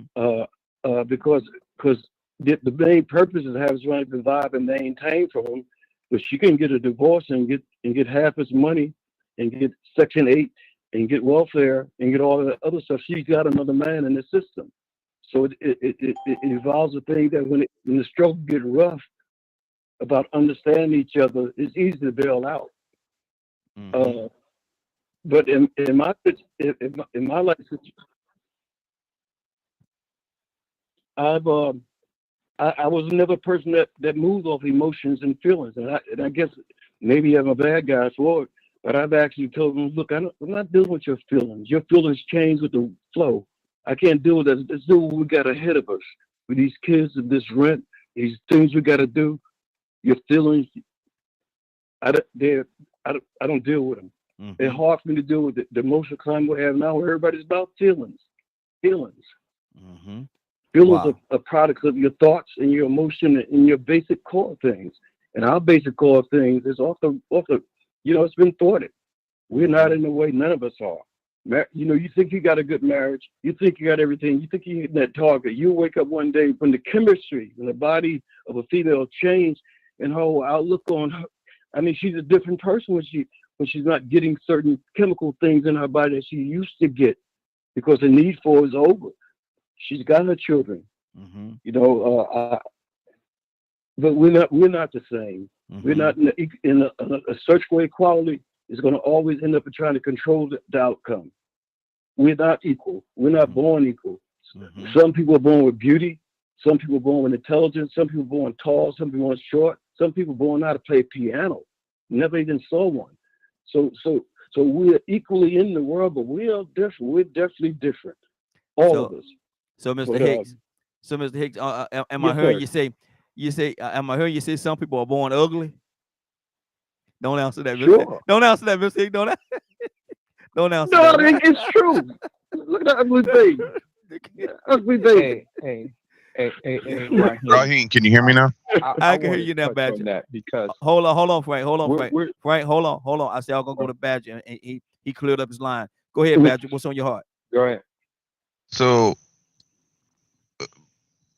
I brought up a thing earlier about acknowledging. Mm-hmm. You'll never get the understanding if you don't acknowledge. Mm-hmm. And that is a very important role in the whole process, because we have to be careful to not assume and any of that other kind of stuff, which is why communication is important. And there are going to always be things that we can have an understanding that this is associated with a core emotion, Mm-hmm. but to truly understand why something bothers a person or why something is hard for them to deal with or process, and all these other factors. Mm-hmm. Mm-hmm. But acknowledging that, hey, this is going to upset them. Mm-hmm. That's good, Badger. That's good. Because I I understand a lot of like your question is about understanding. Mm-hmm. And we can put in as much effort as possible to understand our spouse or girlfriend or a family member, whatever, right? Mm-hmm. But like,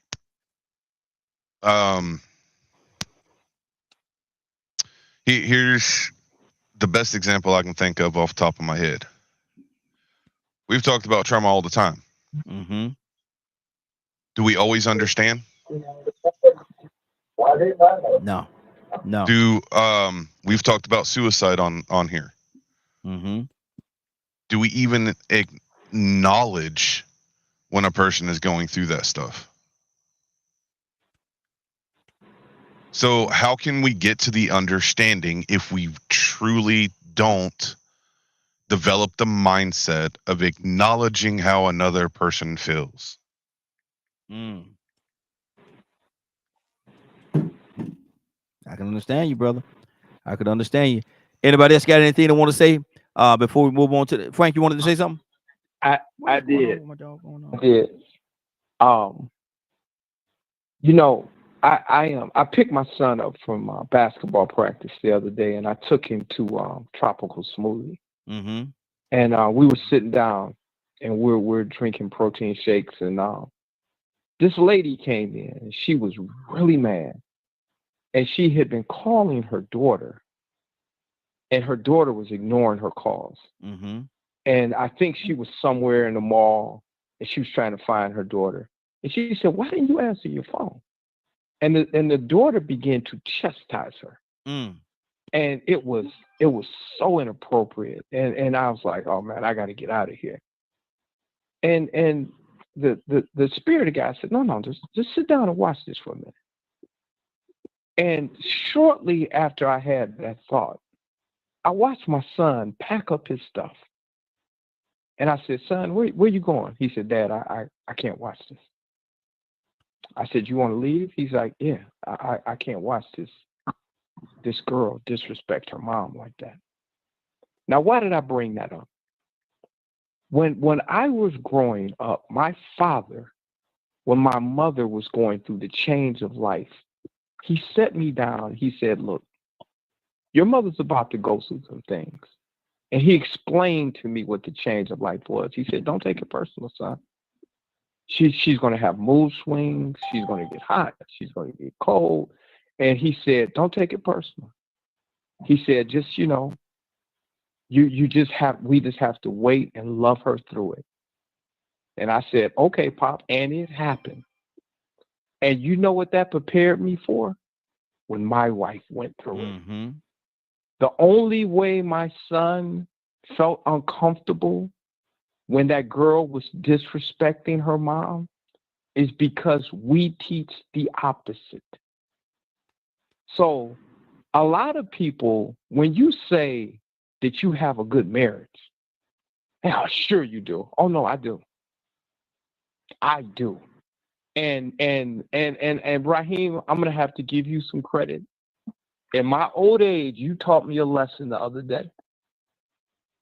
And it's something that, because self-righteousness is something else, and it's tough for men and women to deal with. I had the privilege of talking to Raheem the other day on the phone for an extended period of time because he was on his patio barbecuing. And he was out there for hours. And he was awaiting the arrival of his wife. And when I say hours, I mean hours, like 3 or 4 cooking. He's like, "Oh man, yeah, this is coming out real good." He was like, "I'm gonna turn this over now, and I'm gonna baste it. I'm gonna do this." He was out there for hours, and we'd hang up. I'm calling back. He's still out there. And finally, he said, "Oh man, it's done. I'm gonna take it in the house." He said, "Man, I gotta go. My wife is pulling up. I gotta go." And he got off the phone. So about 10 minutes later, he calls me back. And I hear him in his car. And I'm like, "Dude, I thought y'all were about to eat." He said, "My wife came in and she saw the food. She was so excited. And she said, 'Man, I wish I had some of those Hawaiian rolls.'" And I said, so where are you going? He said, I'm going to the store and get her some Hawaiian rolls. Man, did that bless me. Because, see, in my self-righteousness, I would have said, I've been out here all day. You go get you some Hawaiian rolls if you want them. Man, that helped me. Not look at what I've done, but look at the spirit of giving and just serving my wife. And I said, oh, man, I can do better. So praise God. It is when I look at how to make my marriage better, I look at people with successful marriages. I look at men that are selfless. Praise God. And we can, I don't care how old you are, we can all learn something. And as Toussaint would say, you can learn something from a dummy. I don't know how that compliment came with a backhander, boy. How that compliment came. That was a nice compliment, man. Thank you, brother. But then I kind of felt a little backhander there at the end. I kind of felt a little backhander. What's sad is I actually was expecting that. I was waiting for it. You was waiting on it? I wasn't. But listen, anybody else got anything else they want to say before we move on to the next topic? And to God be the glory, brother. To God be the glory. I just want to say, I appreciate how you all talk about your spouses, and you talk about the joy that you have in marriage. And I appreciate hearing that from you and Brother Raheem and some others as well when they come on. But I really appreciate you all talking about the joy of Praise your God. marriage. Praise God. It's beautiful. Thank you, sis. I appreciate that. I left out a part about acknowledgement and acknowledging. A lot of times when a person doesn't feel acknowledged, why would they share how they feel to begin with? That's good. That's good. Well, can I speak a little bit to that? Absolutely. I guess I feel like that. You know, you can. Maybe I've been around too long. I read between the lines. I try to see what people are not saying and what they're saying in between. But I'm not saying in terms of. I was married 30 years.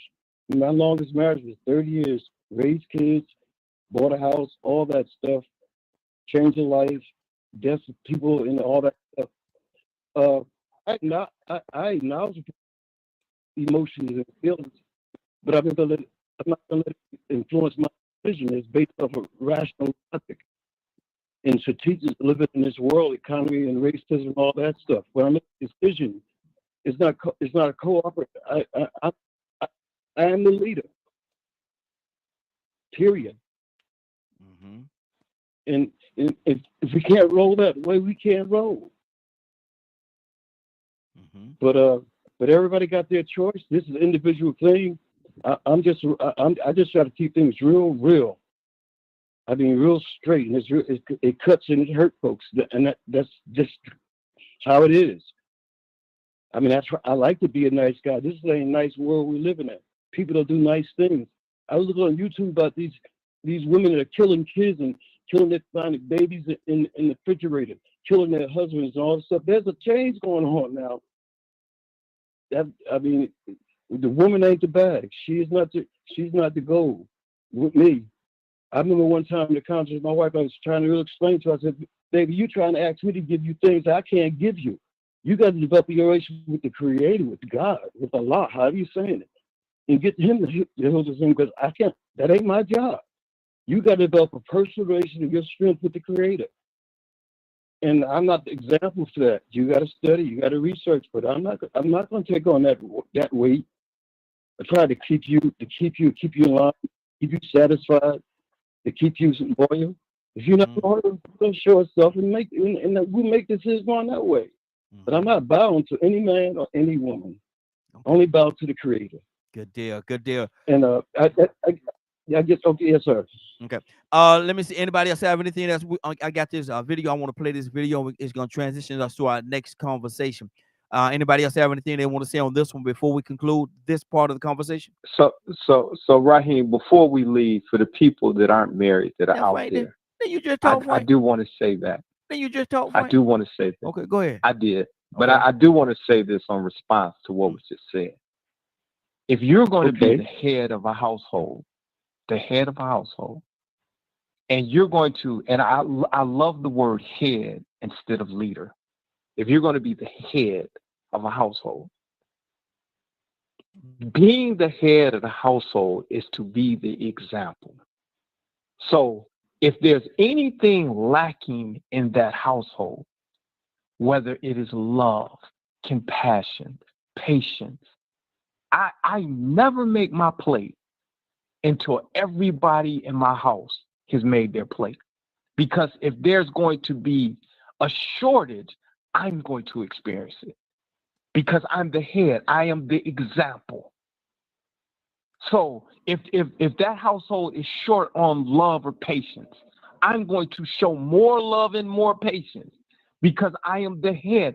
I am the example. I'm not the dictator. I'm nobody's boss.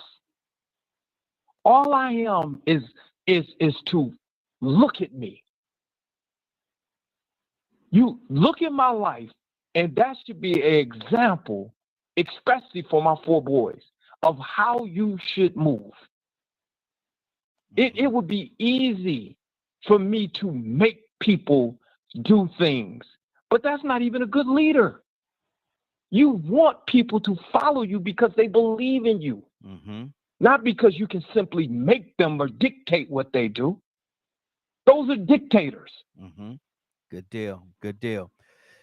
Tucson, you wanted to say something? Yeah. Can you hear me, Raheem? Yes, sir. One thing about it is we are all individuals. And I'm going to say this, I think I said it before. I don't have to say a word at all, period. But if you come to my house, you're not going to get fed before me. I know that's right. You're not gonna. I don't care who you are. And I didn't start that. That's the way my wife operates. I don't understand it. I've had a conversation with her about that. It don't do me absolutely no good. I don't even know if I deserve it. But you're not gonna talk about, well, let me fix Raheem. That's your buddy. Raheem, you're not gonna eat it for me. And I'm saying to myself, wait a minute, we got guests in the house. She ain't studying y'all. Yeah. I didn't start that. She operates like that. And why I said that is because everybody's different. Your relationship, I promise you, is not like mine. So when you say something, it's not a definite. It's not cookie cutter. We learn from our experiences with the person we involved with. I probably could not operate, or my wife probably couldn't, in a relationship like yours. We'll be dysfunctional, for real. And you'll come to my house and you say, I wish you would go in my refrigerator. That's my partner. I wish you would. I guarantee you won't be that long. I had a bishop. Man. I was in church.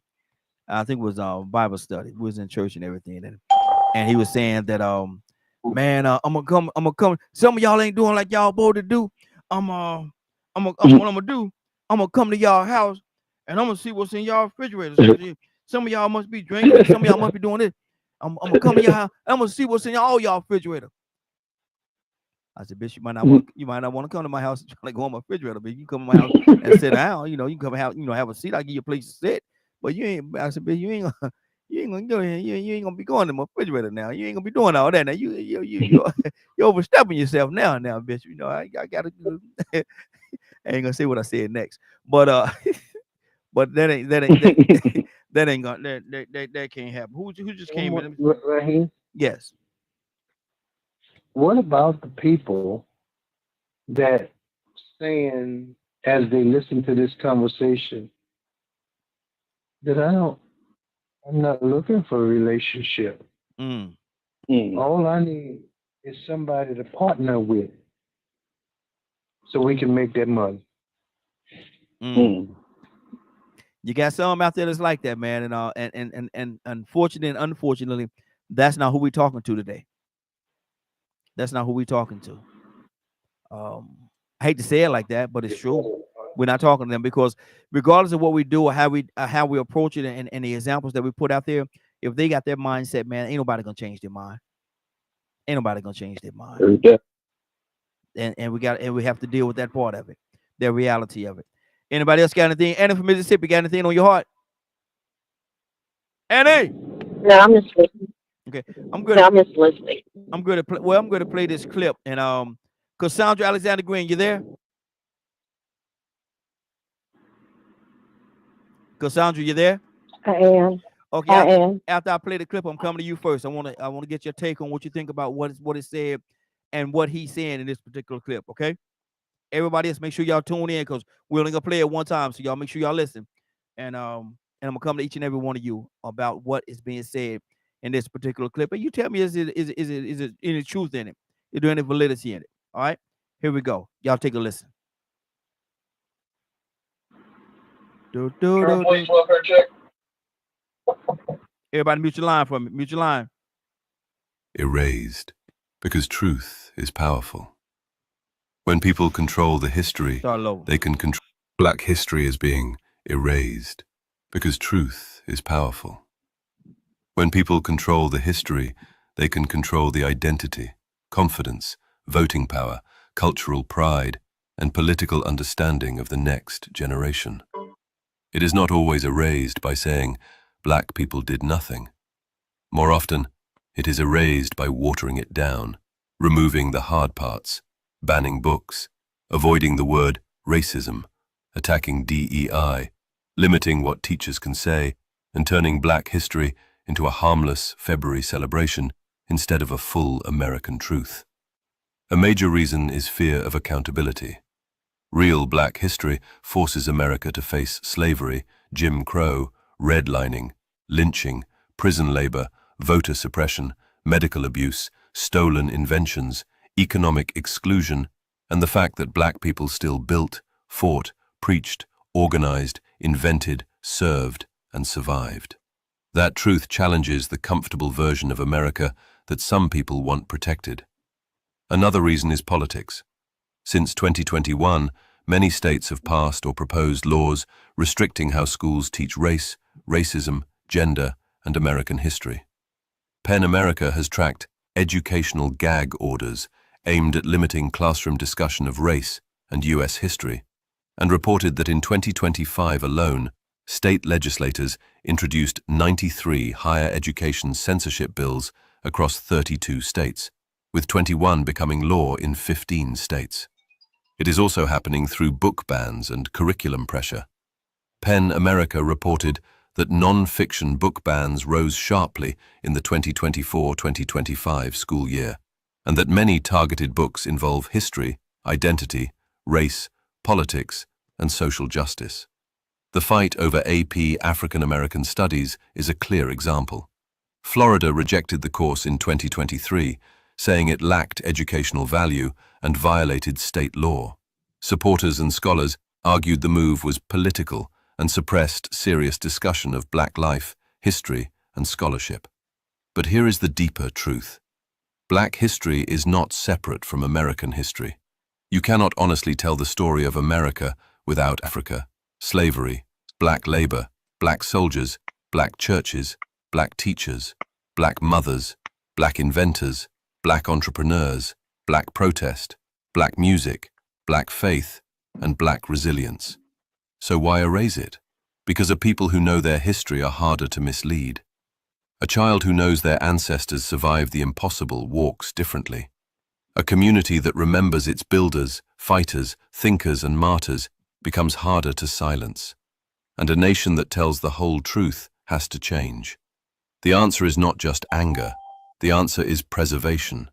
Teach it at home, teach it in churches, create documentaries, write books, build archives, support Black museums, record elders, create children's materials, and make Black history visible every month of the year. They can remove it from a textbook, but they cannot erase it from people who choose to remember. Always remember.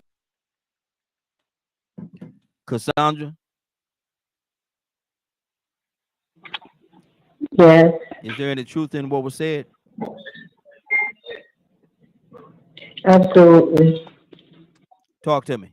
That was one of the that was one of the best narratives on what is happening, especially now in this country, that I've heard in a long time. So that's why, but we got to understand why they're trying to erase us, because we are such a threat. Just think about it. Any area that we finally have been allowed, come on, I'm going to say it just like this, allowed to operate in, we dominate. Mm-hmm. Any area, and they have tried to suppress that and make us look like the only part that they see. Talk to the white supremacists and the racists.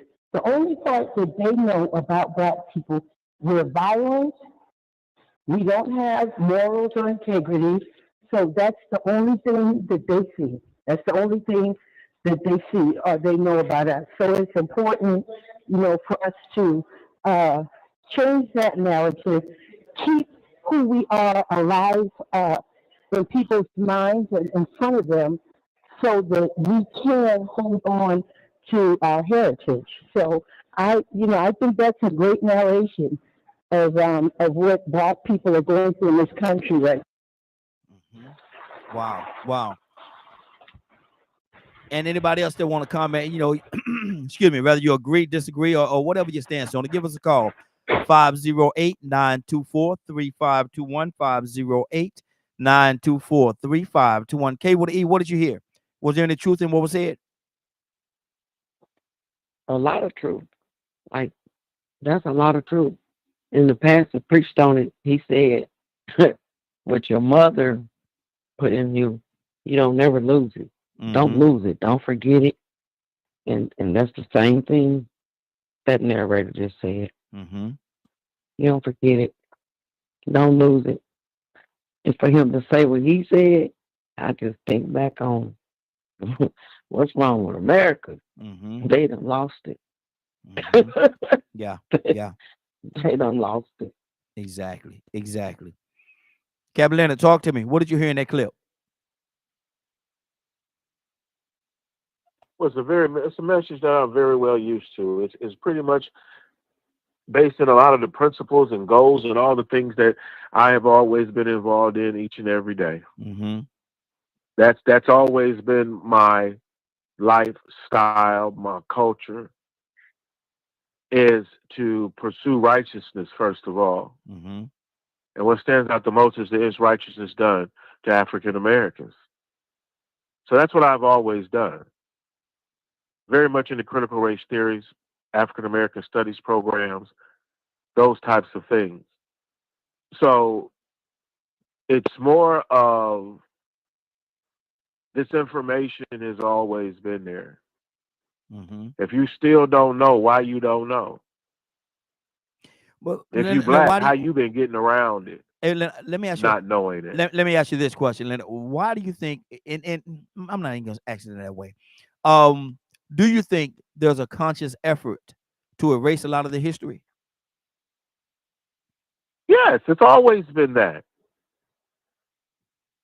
Mm-hmm. Why? It has always been the deception. Mm-hmm. Why do you other think? person's personal gains? Wow.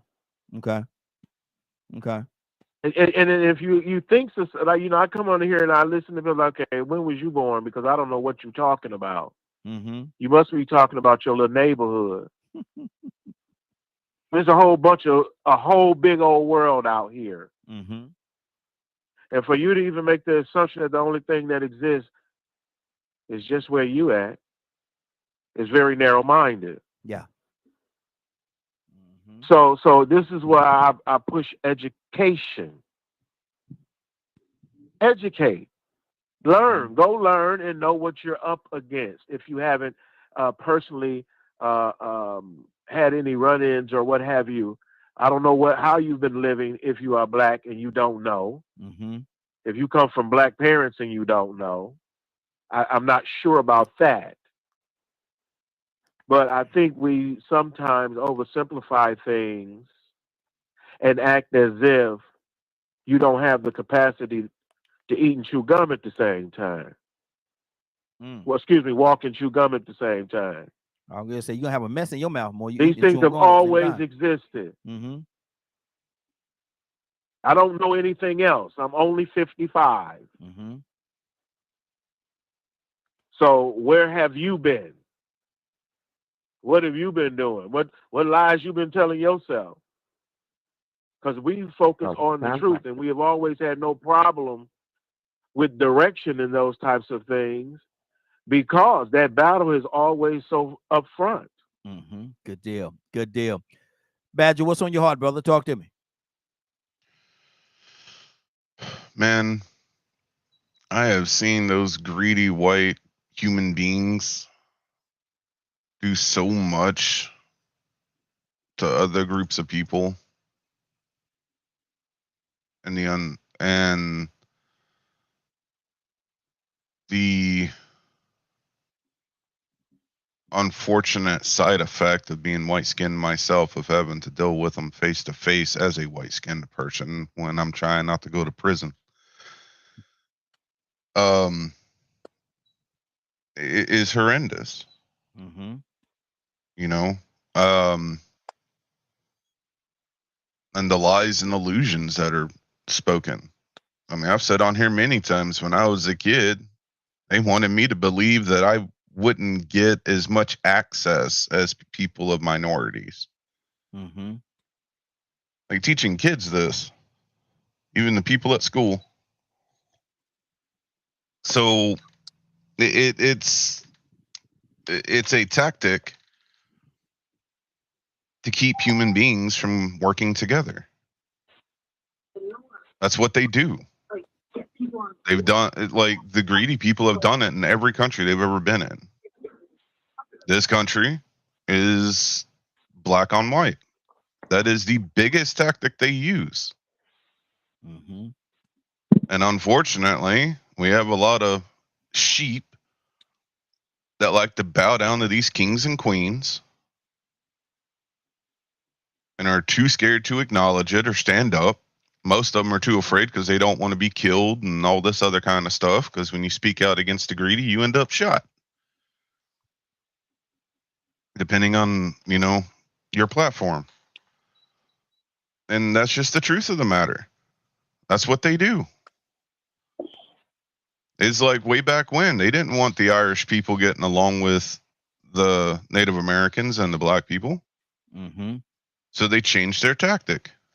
We're going to treat you slightly better because you look like us than them. But if you start, you know, working with them, you know, you're going to get that same kind of treatment and all that other kind of stuff. And it's a for real tactic. Wow. So like it's part of the history. And it did happen. That's good. 508-924-3521. And again, I'm gonna tell you that in the next week or two, we're going to change our call in number. We got a new number that we're going to use moving forward. And I think it's gonna be a better. We're doing some things differently. And I think you all gonna enjoy the perks of the new line. Well, before Mr. Hicks, what did you hear in that clip, brother? Rico, come to you next. Yes, sir. The interesting clip is valid and true in all ways it is. But you know, they have been erasing histories of peoples and nations from the very beginning. What we have of history is all pretty much written by the vectors, and it's not really true. You know, the Vatican's got clay tablets and histories and stuff like that. The way, you know, all over the news now they talk about extraterrestrials and alien groups of people. And you go back and see that, and I was part of the military. I had some kind of inclination. I was too dumb and young to really see it. But they've always known that there's another story about this creation and who we are and how we got here. And it's wrapped up and given to us in different forms of religion that's sort of mystical and spooky. That we believe things just sort of magically happen, and all this magical stuff that happened. And there have been different scholars within Christianity and Judaism that went back and showed how a lot of things we take as being true and take it as being a fact is actually things that was concocted by the powers that be, which expresses a deeper kind of thing, that there's a power behind the powers. There's an unseen reality. There's a whole realm that we don't even perceive of these that manifests itself in the leaderships and the systems and institutions of this world, and we just given a false history about all of that. You know, it's interesting. In the 1500s and 1600s, there was a Tartarian civilization that had free energy, that had air travel. They were bigger people, giant people. The whole vibration level. You know, it's something when you think about even the meeting we're talking now. It's regulated by what controls the vibration, the hertz of this stuff that was put in effect by the corpus, Rockefeller, and all those folks that really disturb folks. We don't know it, but there's always been a plan behind everything we see, and it goes back to now to the theology. So what's going to solve this thing? Are we human beings going to get together and get some kind of thing, and we're going to figure out what history is? You know, history is his story. You know, it's great. You know, as being a member of the nation, coming up through that thing and sojourning in North. Going back to a thing, when I talked about being leadership, I raised my family and kids in the ghetto with people around us carrying guns, drugs, everything was around us. It was a very hostile situation. And I'm gonna, like Curtis said, I'm gonna land the plane right here. I heard this song the other day, and I've been playing it over, and it says, "My mama used to love me, so she beat my A." And it was a very comical thing, but when I listened to it real attention, because that was a part of my whole thing. My father was a different kind of father, and he just wasn't a disciplinary. So I got all my discipline from my mama. Yeah. And for a long time, it has definitely affected how she's very dominating. She's very powerful. So in my relationship with women most of my life, that I was attracted to the opposite. And she, when it comes to understand, she knew about this world that I didn't know. I'm going out in a world that don't care about me. I'm going in a world that's designed to kill me as a black person, doing all that stuff as a black man. It's designed to crush me and put me in jail in a box. So her discipline and the beatings I got, because I was a wild little rascal, was trying to save me. And I didn't recognize until I guess I was in my 30s that it was love. It was immediate consequences for my actions, because I'm going in a world where there ain't gonna be no second chances. Ain't no second chance to make a mistake out there, and especially from growing up in Newark. Exactly. But it's on it. But we need to study. You know, the biggest thing that I got from the nation that I know changed my whole life was the ability to read books. Yeah. That's good. Let me go to Rico. What's on your heart, brother? Did you hear the clip? No, I didn't hear it. Well, it's talking about how they're trying to erase Black history. They're trying to erase Black history and take it away and just act as if, you know, nothing happened. It didn't exist. I ain't gonna say we didn't exist, but they just trying to erase Black history. Why is there such a conscious? Do you think there's a conscious effort of some individuals to erase Black history? Yeah, that's like old news. Yeah, it's been a concerted effort, a conscious effort, intentional for centuries. Yeah, I was looking at a clip last night where I think his name was Roy Campanella. He used to be the general manager or the owner of the Dodgers. and he was doing an interview with Ted Koppel. Mm-hmm. So Ted Koppel put him on the spot. He asked me, say, hey, man, why haven't y'all hired any black general managers yet? Mm. And oh man, that man beat around the bush. He beat around the bush and started giving all these different reasons of why black people haven't been elevated to the position of general manager yet. So he spoke about how many good black teammates he had and how smart they were and how good of friends they were off the field, and he couldn't believe how intelligent they were. And then he came right back around and said that he didn't think they had the capacity. Mm. Wow. Ted Koppel told him that sounded like a bunch of bull. Sound like the same old stuff y'all said when you said they couldn't play in the league, that they couldn't play professional sports. And he actually tried to back it up and say, well, you don't see any black quarterbacks. There's a reason why you don't see any black quarterbacks. They denied. He was in denial of the fact that some people didn't even have an opportunity. Mm-hmm. You didn't want to believe or acknowledge that a black person could be a general manager. You didn't even want to acknowledge that a black person could be quarterback. And then when they did prove that they could be, you gave another reason on why they can't be. Mm-hmm. So we had to wait all the way to the 1980s or something like that to finally see one. We forgot about the guys that played with the Steelers. So, it sort of goes back to that first question you asked about, men understanding women. You can really understand the true potential of a person if you get out your own way. Mm-hmm. If you stop believing what you want to believe and stop with your own selfish thoughts and assumptions, you probably can understand another person, their potential, the benefit they may be. Some of these people that will be denied opportunities may have been the best ever at what they would have had the opportunity to do had they had the opportunity. Mm-hmm.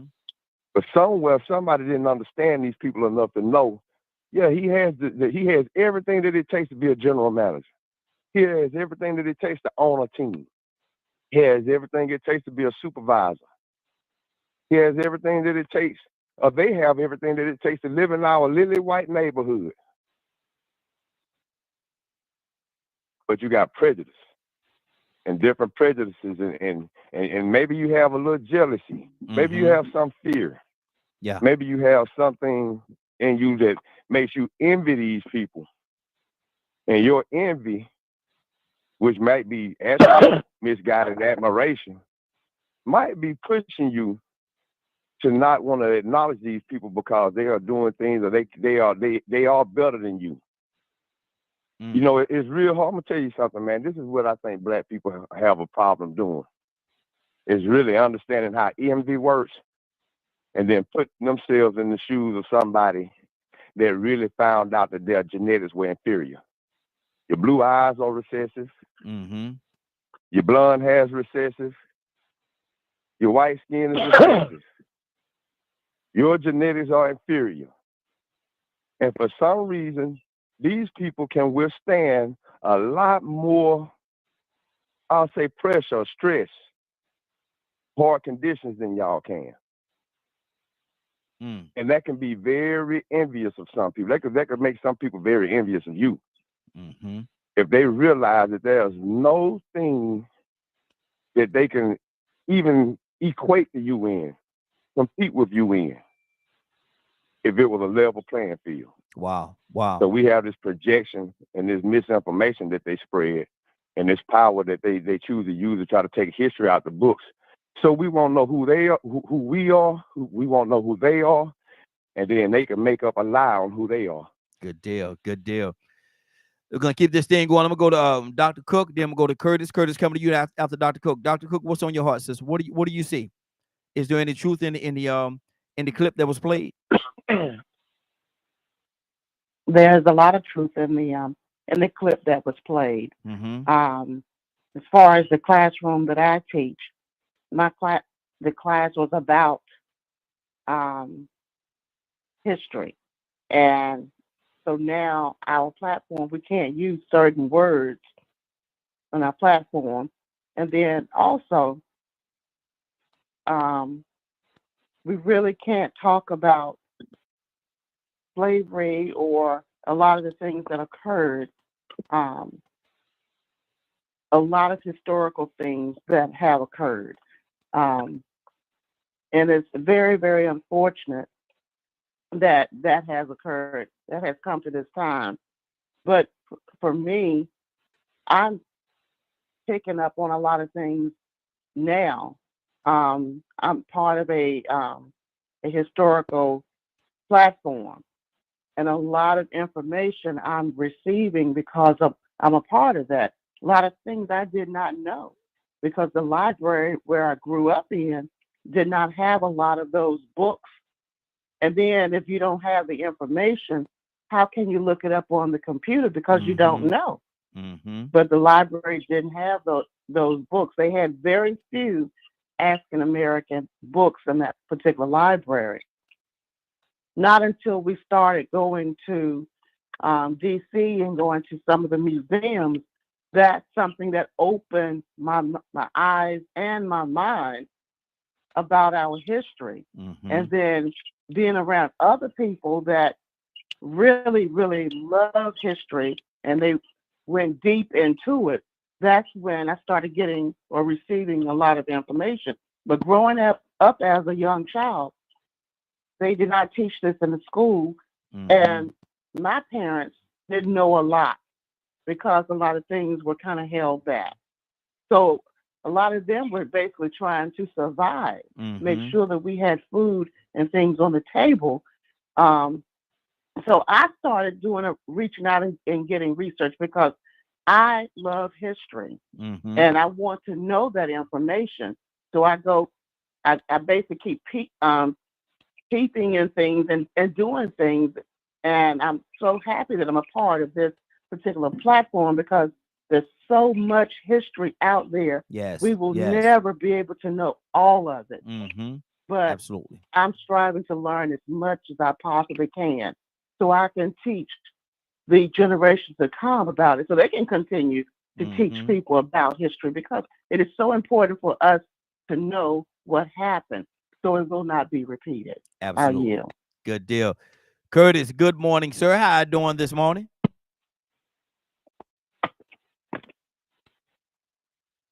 Curtis McNeil. Good morning, Randy. There you go. There you go. Morning, Glow. What's going on, yo? Hey, good to have you, brother. Good to have you, man. Did you see the clip? Did you hear the clip I played?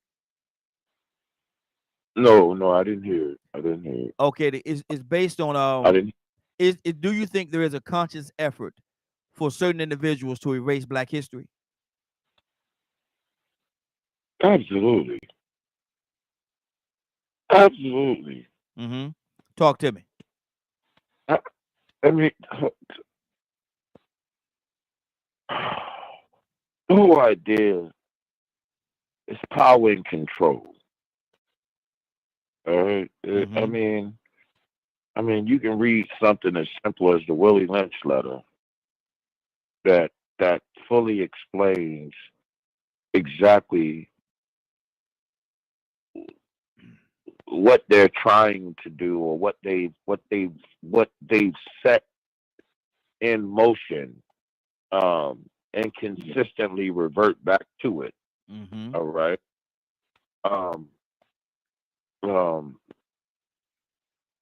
The sad reality is this: in their attempt at erasing Black history, their lack of real understanding, or you know what? Let me correct that. Their lack of true acceptance. They don't even realize they erased their own history. Yeah.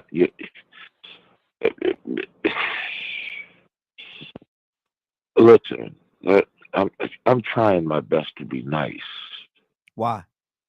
Because this is a Christian and jazz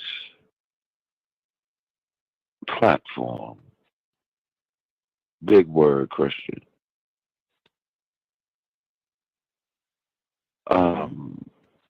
What we are experiencing in today's world is literally the fall of Rome.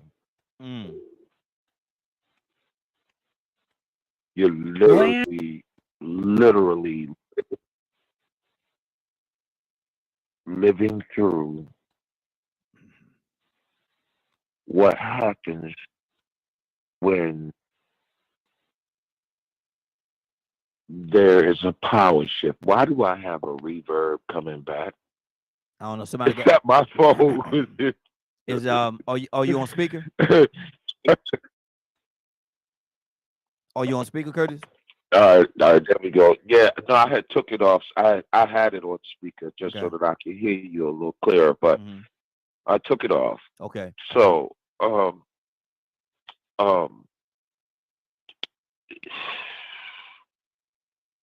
we are literally being led by Nero. We literally watching him set the fires.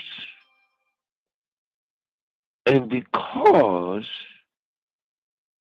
it is connected to this boogeyman, I don't know. Oh God, man, you asking me that, man? I've been going so many different directions. I don't know if you paid it any attention, or if anybody on this panel paid it any attention.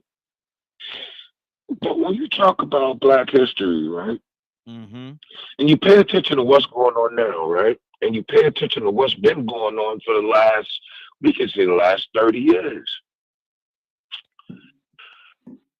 How has this man, what's one tactic that this man has used to keep us down, or to keep us back, or to keep us ignorant, or keep us out of the loop?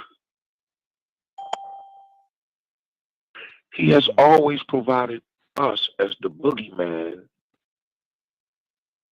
to a group of people. Is it safe for us to say that? Is it safe for me to say that, right? Oh, yeah. Okay. So, what happens when what happens when people no longer fear the boogeyman? Or when people find out that the boogeyman is actually the better man? Wow. Stay right there, Curtis. That's good. Stay right there. Let's keep this thing going. Brother Pete, good morning, sir. How you doing this morning? Late for the day, early for tomorrow. Yes, sir. How you doing this morning? DK radio, panel, social media. Can you hear me? Yes, sir. Loud and clear. Loud. Did you hear the clip? Did you hear the clip I played? I heard the clip, and I'm hearing the narrative. The Bible say God throw your sins into the sea of forgetfulness or something like that, right? Don't it say that? Yes. Okay. So who wants to be reminded of their lowest, their worst? How do you get up in the morning when you realize you come from a form of being that is indescribable in its worst form? You are the chief master of all that could be conceived to be worse. Good morning. How you doing when you look yourself in the mirror? When you realize you come from rapists, murderers, liars, thieves, ungodly, savages of compliments. Your ancestors ate people. That's who you come from. That's your granddaddy. That's your grandmama. That's your family lineage. That's you. Welcome to yourself. Do they want to keep your history? Absolutely, they want to keep your history hidden. Absolutely. The fear of retribution, the fear of getting the whooping that you deserve, the fear of justice, the fear of equality, the fear of righteousness. See, when you earn a position, not when somebody want to give it to you in revenge or hatred, but when you have done the labor, does that same book not say, The workman is worthy of his labor. The reward that you are due. Why you running from your payment in full? You put in all the work. You don't want to be fully compensated. Absolutely. Absolutely. Truthfully, factually, yes. They want to hide the truth of who these magnificent people are in their pure essence. It's bad in all genders, races, blah, blah, blah, blah, blah, yes. But the natural essence of who you are as a people is beautiful. That's good. And they've thrown everything to try to change you into something else. And we too often support it. But absolutely they want to deny and hide and conceal and not reveal. Because looking in the mirror, when you have to face yourself and realize what you are. Wow. Welcome home to your worthless, miserable self. That's good. That's good. Toussaint, you've been quiet for a minute, brother. Talk to me. Well, Raheem, if we're supposed to stay on mute, till you call our name, what you think of it? Well, you did good, brother. You did good. You did real good. I know you heard the clip, Toussaint. Was there any truth in the clip? And are they trying to erase Black history? Well, Black history, American history, would tell you that, and kind of would be embarrassed to all of the cruelty that has been done to people that has excelled in every manner and been the hands-on to build. And then they have the nerve, come on, to excel in every area that you have said that they was too stupid to do, to be even involved in. You look at from wherever you want to go, any entity in this country, you take a slave and give him an opportunity, finally, and I be doggone here up front. How you do that? That's shameful. To please do not let it be said about the cruelty that grandma and great grandfather and great grandmother has taken the opportunity because they felt, I don't know what you call it, so superior to their property. You know, cattle, dogs,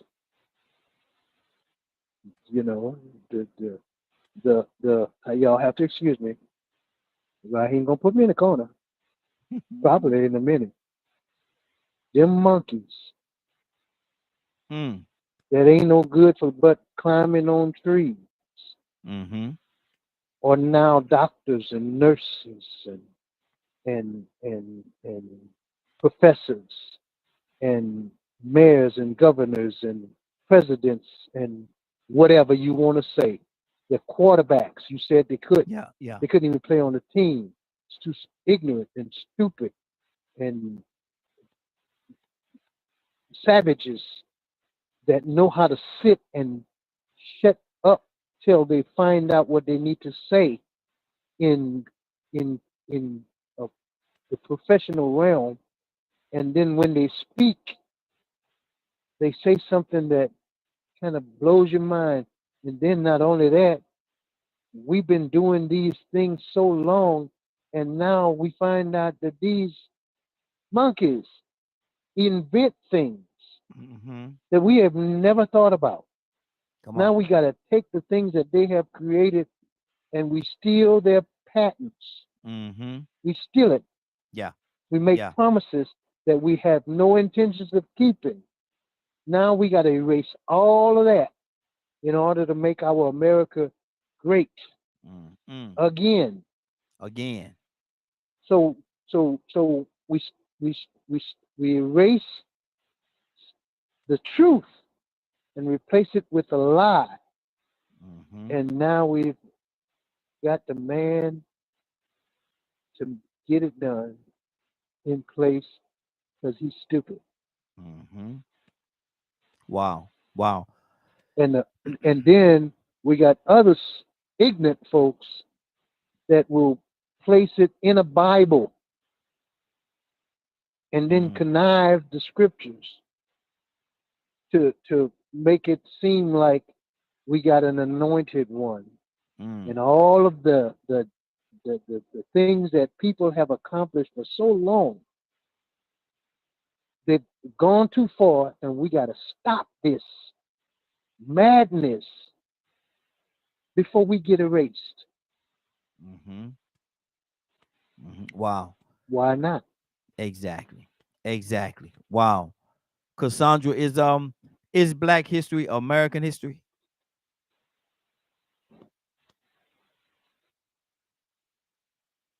Cassandra? Gotta say her whole name. Cassandra Alexander Green. Are you there? Rico, answer that for me. Is Black history American history? Yes, it is. And I sent you that clip. And I sent you the clip too. Say it again. I sent you that clip too. Okay. Yeah, I think that's a simple question. You know, Black American history is American history. Everything that happened to the Black man that was created over here, you know, we gotta understand that we were created. When they was doing all that breeding, they didn't matter. They didn't care if you spoke the same language, if you came from the same tribe. So they created an entirely new melanated man, the Black American. Quite different than the African that we know of. Yeah.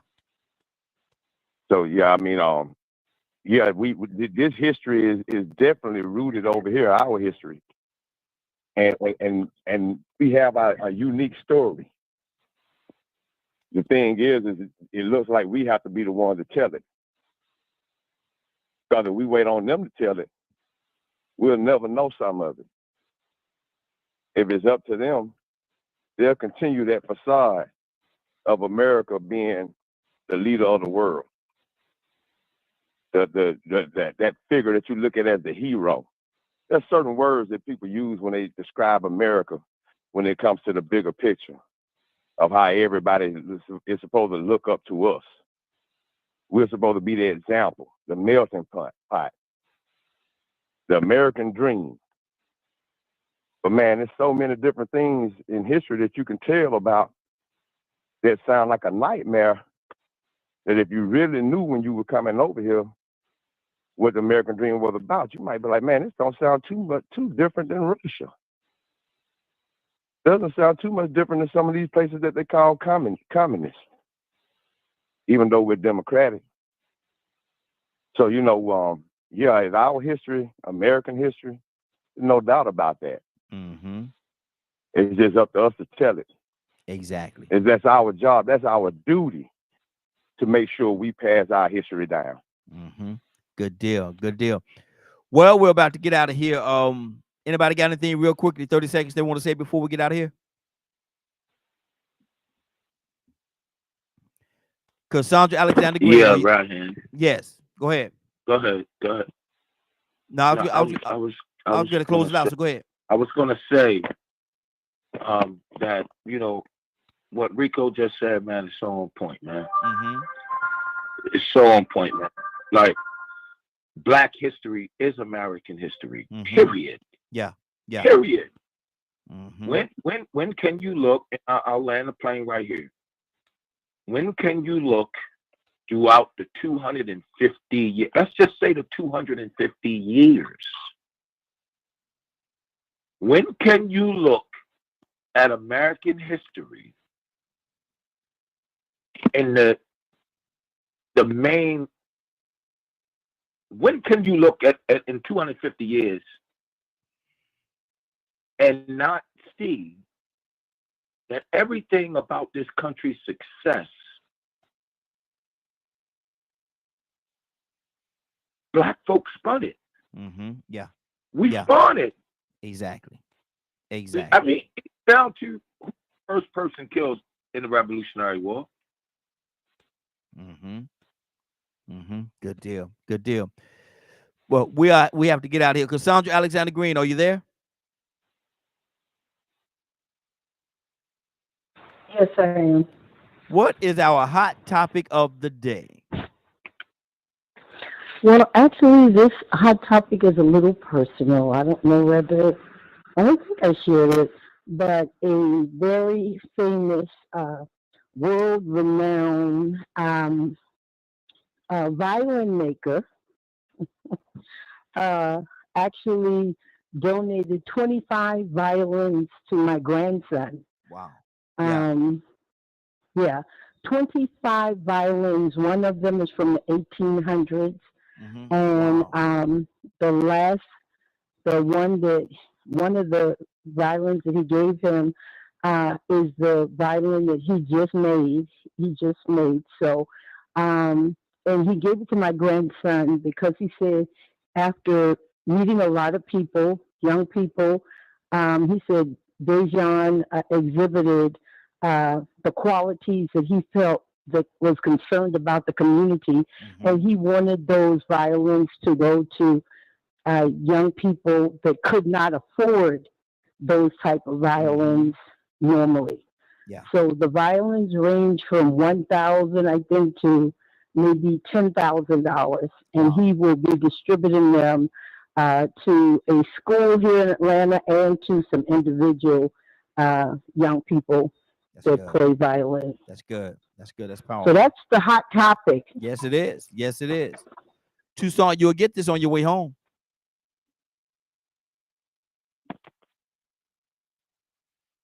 I got an excellent. You'll get that when you get home, but we never get it. Let me read it. Galatians 6:7. Be not deceived, God is not mocked. For whatsoever a man soweth, that shall he also reap. You're gonna get that when you get home. Hey, you just knocked out saying good morning. You just knocked out two. All right. You just knocked out two birds with one stone. Because that's gonna be our word of the day right there. That's our word of the day. So you knocked out two birds with one stone. Now I'm gonna go back to Cassandra. Cassandra Smiley joined this broadcast late, 8 o'clock, 8:30, 9 o'clock, even 9:30. And they say, Lord, they had a good conversation today. I wish that there was a way that I could hear it and hear it in its entirety. Are you able to help us out, Cassandra?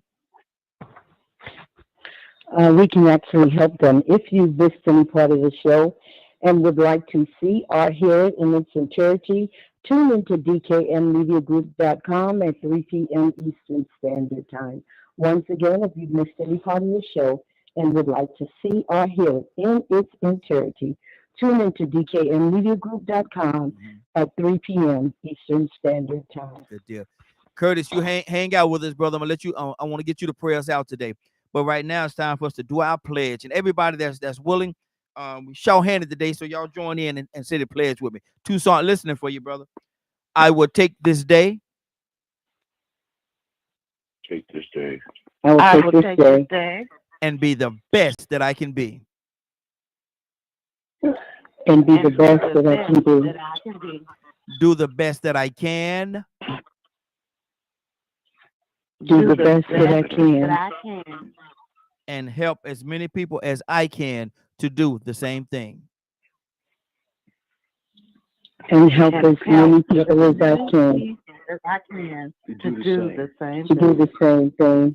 I promise to do it with love. I promise to do it with love. Compassion. Compassion.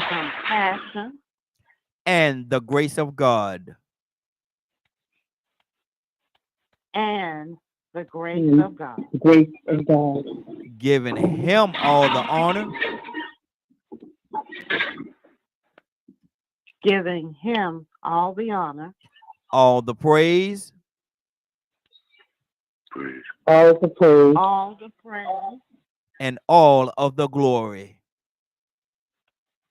and all of the glory. all of the glory. In the name of my Lord and Savior, Jesus the Christ. In the name of my Lord and Savior, Jesus Christ. Jesus the Christ. Amen, amen, and amen. Amen. Amen. Tucson, what did you hear, brother?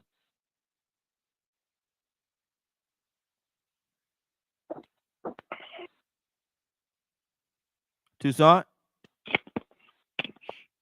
Can you hear me, Raheem? I can hear you now. Yes, sir. Guess who's sitting side by side this morning in church? Who that? Cassandra and Mr. Hicks.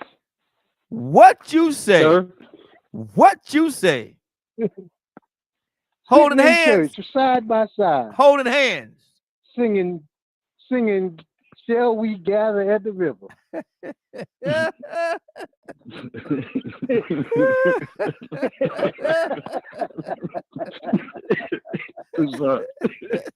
I'm sorry, Mr. Hicks. I couldn't resist. Good to hear from you, brother. Oh, sir. Rico, what did you hear? My brothers. Yes. Daughter had to welcome you back, didn't it, Mr. Hicks? Yes, sir. What I heard, man, it heard like a start of a Monday morning. And you know how Monday mornings are for people. Yeah. Yeah. I expect by the end of the week, it might get a little bit better. Good deal. Good deal. Curtis, are you ready? And everybody, please, we will be on tomorrow. We will be here tomorrow. So make sure y'all, if y'all can come on through, we definitely will be here tomorrow. We won't have Tuesday off. We'll be back. We're back on Tuesdays now. Hey, Curtis, can I get you the prayers out, brother? Sure. Curtis, somebody talking in the background. Curtis, are you ready? Yeah, I'm here. I'm here right here. Can you pray us out, sir? Absolutely. Absolutely. Let's all go. Hearts and minds open. Let's go to the throne of grace. Let's go.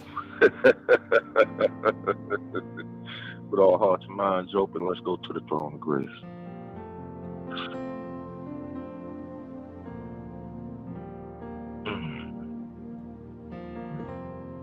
Most gracious and heavenly Father, most gracious and heavenly Father, we come to you right now. On bended knee, some with an open heart, some with minds clear. God, we come right now not asking you for anything, but thanking you for all things. God, we thanking you for the breath of life that you breathed in our bodies this morning. God, we thanking you for the strength that you put in our bodies so that we could get up and move along and start our day for what you have laid out for us. God, we thanking you for the knowledge you have placed in our minds to process what is right and what is wrong. God, we thank you. God, we thank you because some of us didn't get that call this morning. God, we thank you because you protected our children and our families while they slept. God, you stood at the foot of the bed as we slept and you told us not to worry, but to rest. God, we thank you. God, we come just in perfect harmony with what your word says and how we can carry out our day doing the deeds that you would have us do. God, we thank you. We thank you for the friendship. We thank you for the fellowship. We thank you for the knowledge that is always extended to the people of the world. God, we thank you. We thank you for the broadcast and the Ajame family. God, we thank you. We thank you for looking after the Toussaint family, the Green family, the Rico family, the Leonard, the Jones family, the McNeil family. We thank you for all the people who have assembled around this platform. The Hicks family. We thank you, God. You told us you would never leave us nor forsake us. I know, God, right now, every time we come on, I can hear your words that say, well done, my good and faithful servant. God, we thank you. We thank you for standing in front. We're thanking you for standing behind. We're thanking you for walking beside. We're thanking you for shining up within. God, continue to let your light shine. Continue to be the voice of the voiceless. Continue to be the carriage of those who are scared. Continue to be the love that battles the hate. God, we thank you. And we will be ever so careful as to continue to give you the praise, that honor, and the glory. In the mighty name of Yeshua, Jesus the Christ, I say this prayer. Let us all say amen. Amen. Amen. Lord. Amen. Yes, Lord. I want to thank everybody for joining us. More than that, I want to thank you for allowing DKM Media Group and Associates and the Morning Glow for being a part of your day. It is now, what time is it? 10:11. You're about to exit the Morning Glow. But before you go, I want you to do me two favors, if you will. One, I want you to continue to pray for us because we are certainly praying for each and every one of you. Number two, why this is real simple. I want you to go out there, find somebody, and give them a hug because you never know. It could be the only hug that they get, or it could very well be their last. Love you, and ain't nothing you could do about it. Have a great day and a better tomorrow. And we'll shine some light from the Morning Glow. Take it out there into this wicked and cruel world that we live in and let your light so shine. If you get an opportunity, give somebody some love. You just might find some love in return. Won't that be a beautiful thing? Have a great day. Take care of each other.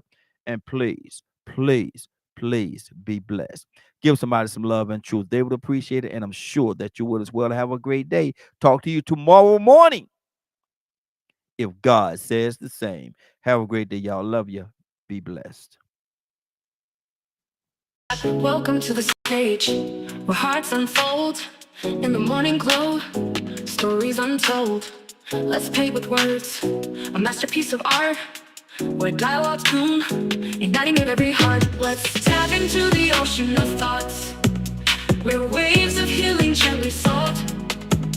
Let's paint with words, a masterpiece of art, where dialogues bloom, igniting every heart. Let's dive into the ocean of thoughts, where waves of healing gently sought. Together we'll mend, stitch by stitch, in the morning glow. Let's make the switch. A symphony of voices, harmonizing the air, echoing truth, banishing despair. Let's sow seeds of unity, watch them grow in this garden of hope under the morning glow. Let's bridge the gaps, erase the line, in the tapestry of hearts let love shine. With every word, a step we take towards a brighter dawn for all our sake.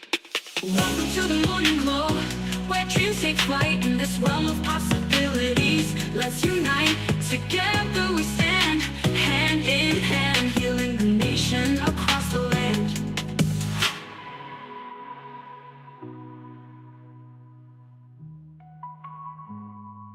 Let's dive into the ocean of thoughts, where waves of healing gently sought. Together we'll mend, stitch by stitch, in the morning glow. Let's make the switch. Let's dive into the ocean of thoughts, where waves of healing gently sought. Together we'll mend, stitch by stitch, in the morning glow. Let's make the switch. Let's soften your voices,